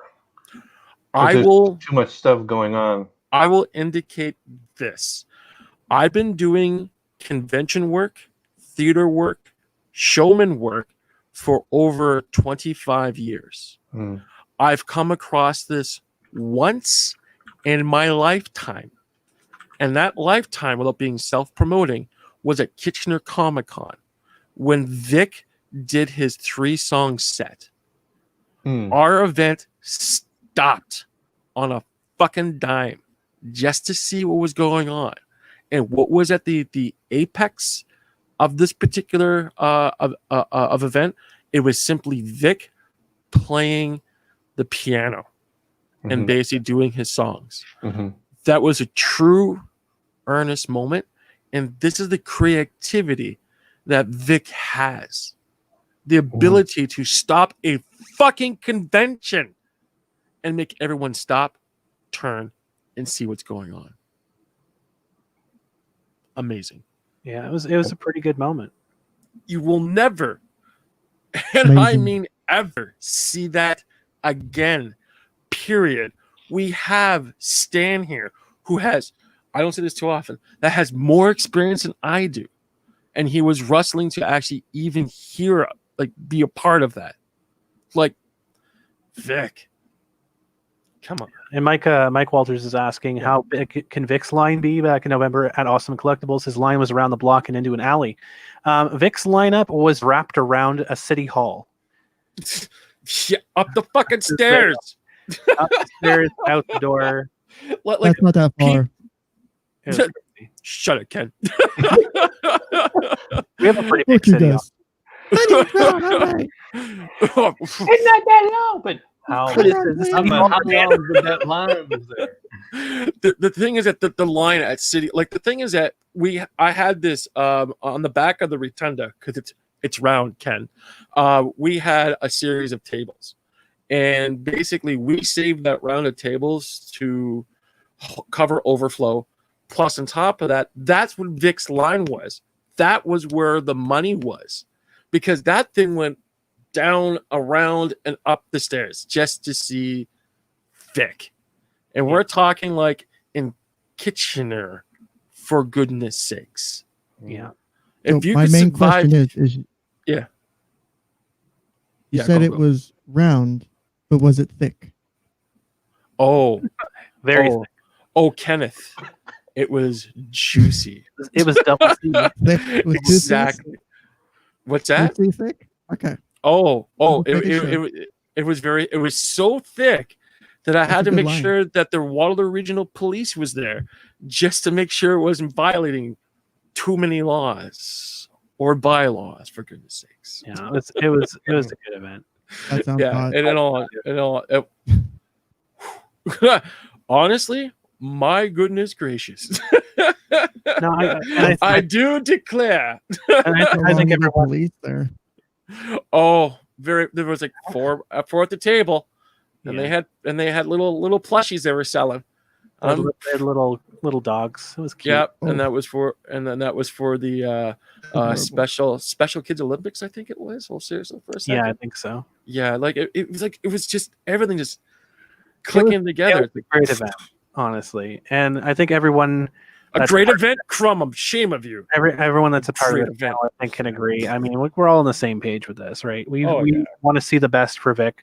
We want to see him succeed and everything else like that. So I think I think we've nailed this coffin as close as it's going to be. So I'm going to go around the horn here one more time, and then we're going to play an outro, which Stan's already been serenaded, but Ken hasn't yet. So yeah, well, that's cool. Let me answer a question that someone posted on the chat. Absolutely. Let's see, where was it? Corey, I think it was Corey. He asked me, where was it? It had to do with being shown a bunch of text, and basically he was confusing me with Chris Slaytosh. Okay. So, okay. So no, I've never had that problem. That's good. Well, Ken, did you have Do final you feel thoughts? that Ron threatening you with those text messages about pulling sponsorship and that criminal charges were coming? It's like, okay, well, I'm not Slaytosh. That was for Slaytosh, yeah. Yeah, that was a different person. Yeah, different person. I was I'm sure not. you guys have different names for the secret coded names. All right. Well, we'll go around the horn. Robot Ken, do you have any any final thoughts? I am a robot. There was a couple comments in chat that I thought were helpful. Asked, do you think Ron is financially controlling in his relationship with Monica? I would think in a way, probably. Guess it depends on how much money he's actually making and how much money she's making. But I wouldn't be surprised if he's holding back some money. Someone said, Mr. Rivek, I think is how you pronounce it, said his son was using gamer words. That's a clear cry for help. I've never heard a teenager use language like that for any other reason. I will specifically disagree with that. I know plenty of people who use words like that, myself included, as a teenager.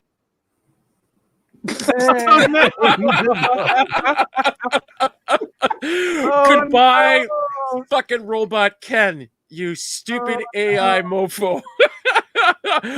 I'm glad that robot's gone, Crumb. Good God. Give me not Ken anytime. That robot thing? Good God. Well, we'll go to Stan. Hopefully, Ken will make it back before the end of the show. Godspeed, robot Ken. God. Stan. Answer Adiphose's question. Or actually, their statement. You're most welcome. I enjoyed every show I put on, and I try to make sure that it was a fun time for everybody. Yeah, that's awesome. That's awesome. Well, final thoughts for the day on the stream here, Stan. Ron, get help. Stop. That's good. Get off Twitter. Stop talking. Stop making up crap about Vic. We only know that you're jealous of him, particularly when you start sharing Vic's Captain Kirk photos. Oh my goodness. Oh, look who decided to come back. Hello, Kenneth. To dump out at the worst possible moment. Where did I leave off? We can't hear you. What's that? What's that? We heard a robot. What was the last thing that you guys heard me say before my internet died? We heard you speak. And then boom. We heard you speak in Eldrick, and then okay, so that was what it was. Okay, perfect. But I was saying that the use of gamer words isn't necessarily a cry for help, and that I know myself and many others use similar words. Not that we should have, we did. And his son posing as a 20-year-old isn't necessarily a bad thing if his son's just trying to get laid.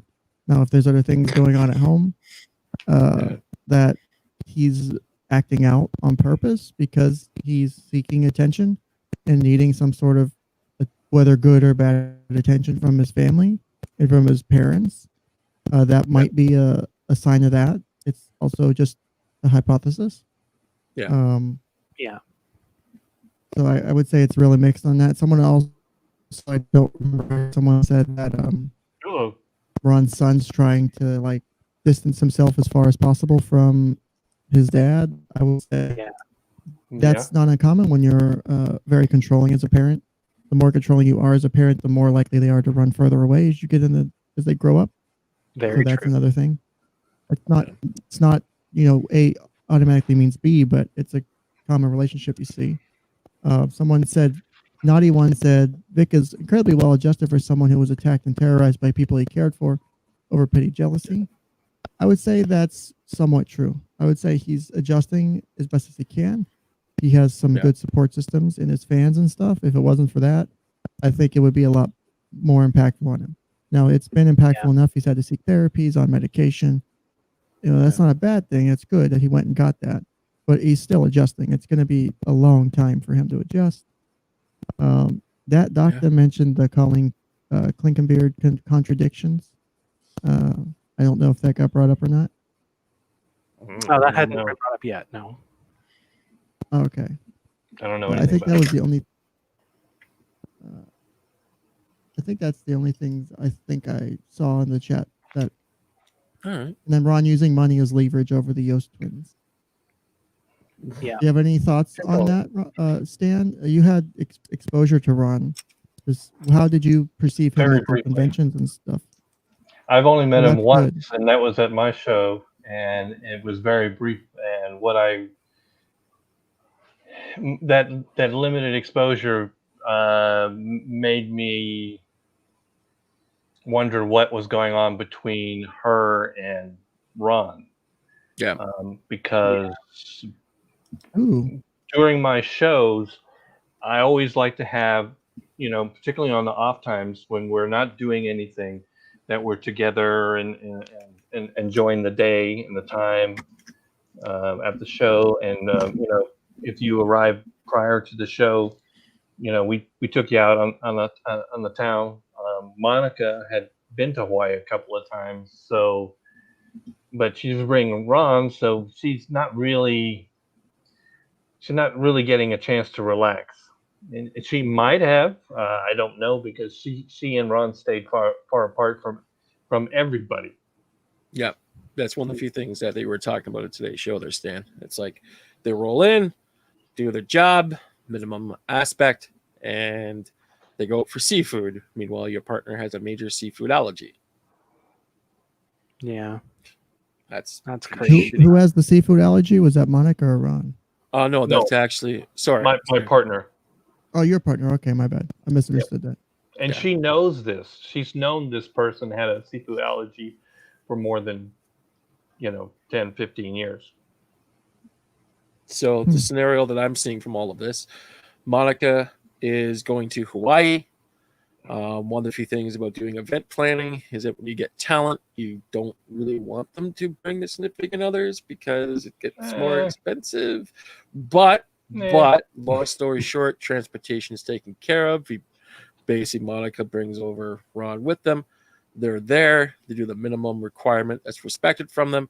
And instead of hanging out with all of the peoples and having a good time, they decide to screw off and eat their own food and hang out by themselves. Yeah. That's very, very poor social interaction, regardless of what it was. So they looked at it as a mini vacation and took full advantage of it because the convention paid for their accommodations, etc., etc., etc. If it was, they didn't spend any time with anybody, so, and not with any of the myself or my partner. So, wow. I wonder if that is something that applies at multiple events that Ron goes to. If that's the thing where Monica doesn't have the opportunity to interact with other people, and I wonder if that's a control thing on Ron's side. Very interesting to find out. It'd also be interesting. What part is that really coming from? Is that Monica showing that off? Could be Ron controlling. Or it could be Monica controlling. I would see Monica Ron controlling Ron from what they can do and interact. Yeah, because it could be Monica showing off, saying, "Look, I could bring us to Hawaii. We could hang out. We have a great time. Blah blah blah blah blah. We could eat all the dolphins around Hawaii, etc. etc." There have been guests that I brought out to Hawaii, and it was like the worst decision ever once they got there. There was one person we had gone out. They were with us with all the other guests. My wife was with us, and my wife is not into anime at all. Okay, so I mean, she knows of it and stuff like that, but she doesn't watch any of it, and she lets me do my thing, which is fine. So she was helping out with KawaiiCon. This is a KawaiiCon story in Hawaii, and we had a whole bunch of guests. This is prior to the convention starting, and we took them out for this shopping trip and allowed them to grab some souvenirs and stuff like that fairly cheaply, because we know the places to go. And this person just drove all of us completely nuts, to the point that they were saying, can you drop us off at a rental car place? Because we wanted to get a rental car. We have a rental car reservation, and we want to go tour the rest of the island. I said, fine. We dropped them off at that rental car place, and I slammed the door and stepped on the gas and got out of there so fast because he was so annoying. He and his girlfriend were so annoying. And on top of that, he was making offensive jokes to my native background. Oh gosh, my heritage.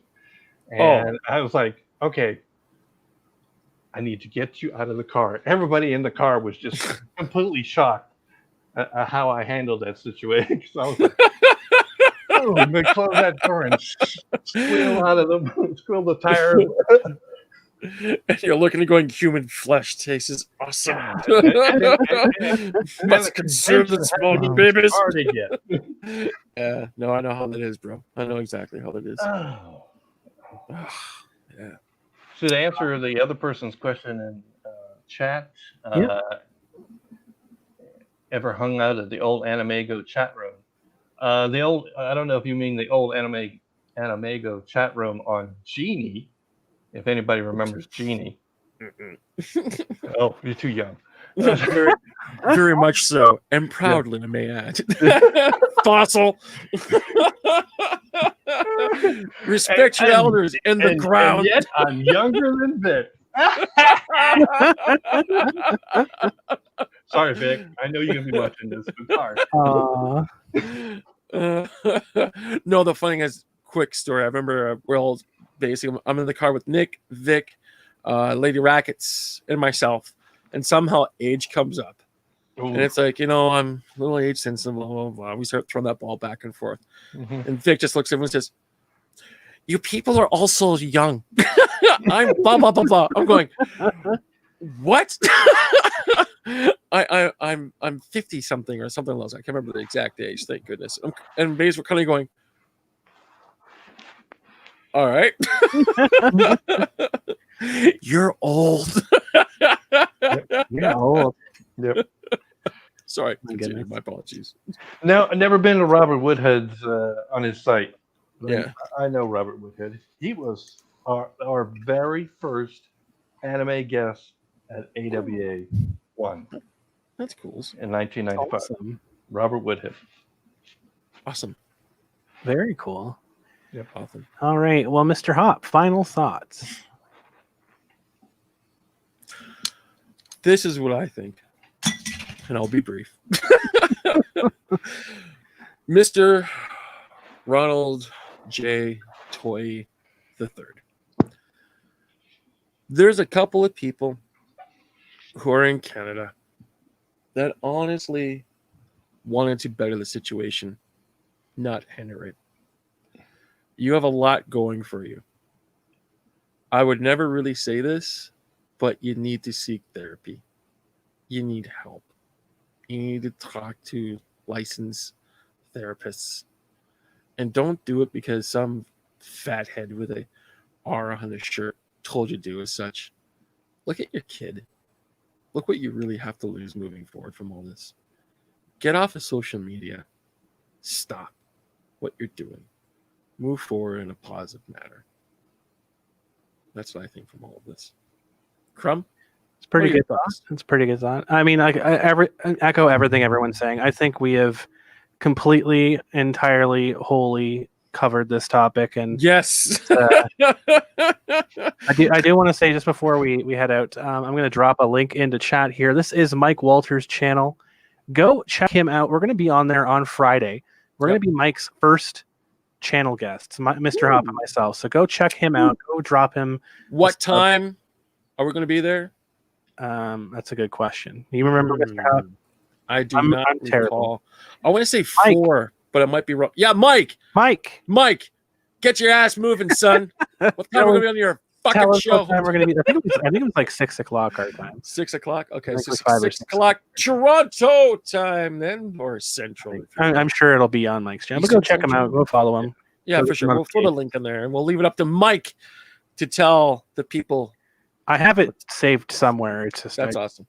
Forgot on the top of my head, but yeah, go check him out. We're going to be his first guest ever on his show, so go check him out. It will be honestly, gay old time. 100% echoing everything that you're saying, Mr. Hoppin. Is like there he is. It's like 7 p.m. 10 p.m. Eastern. What am I thinking? 10 p.m. Eastern. I'm being paid time and a half for that. Perfect. No, 10 p.m. Eastern time, 7 p.m. Pacific. Yeah. There you go. We'll be on. There it is. There it is. So we're gonna wrap this up here because I am starving, and it is time for half price appetizers. Time to check the traps. I mean, yes, I'm hungry. But no, thank you to our guests, Ken, for finally making it. Sorry for running late today. No, and also Ken, thank you for being a robot. Ken with you as well. We had like 5 guests on versus our 4. Exactly. And thank you, Sand, for joining us. You guys have been absolutely awesome. Dahlin. Love you guys. Sam would love to have you back again because we'd love to talk conventions. Yeah, I would really like to talk shop talk with you. Because I don't get an opportunity to do that. It would be nice if we could grab my my subordinate. Absolutely. Erica. But absolutely, she lives in the future, so she lives in the land of Japanimation. So yeah, I'll reach out to her and see if she's be willing to come on one day, and we'll talk about conventions, and we could call it a con experience, perhaps. Yeah. So she and I were on Toy Bounty Hunters show, and we were talking convention, and we were just rattling off stuff, and awesome. Manny was there, and Manny was just flipping out because we were like, oh, and this happened, and then and these kids ran across the street and got hit by a car, and then oh my goodness. I mean, yeah, we were just rattling off stuff. Well, our most horrible horror story. Our most horrible horror story is what we had one of our clients being a convention goer, going to Pizza without their shoes on. That's it. Okay. Right? Well, I'm sure we can save the juicy stories for we'll save that for later. Yep. But to echo Mr. Hops, also, I wanted to let you. Yeah, go ahead. I was gonna say I wanted to let you know my wife has been getting anime. I've been watching what is it, Inuyasha or whatever. Okay. So we've been watching those. That's cool. That's good. Very nice. All right, yeah. So to echo Mr. Hops, I'm making my way there. Very nice. Nice and we're going to close off the show with an outro song. Something dear. Ken, please stick around and listen to this one. I will do that. I think you like that. And you can bring Robot Ken with you if you want. Just remember, everybody, for $1 a day, you could save. You too could save a hungry consulate out there. Thank you guys so much for joining us. Keep your stick on the ice, and for now, I love consulate. Bye bye.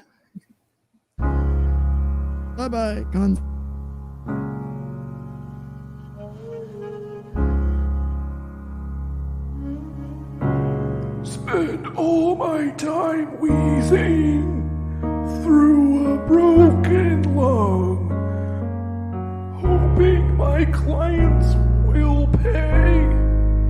Pray there's a reason TCPA's good enough. I'll file on the last business day. I'll need a distraction, a beautiful release. Oxygen leaks in my veins. Let my balls empty. Oh, please, God, say maybe I'll feel alive again in the arms of a consulate far away from time-eared, from my dark and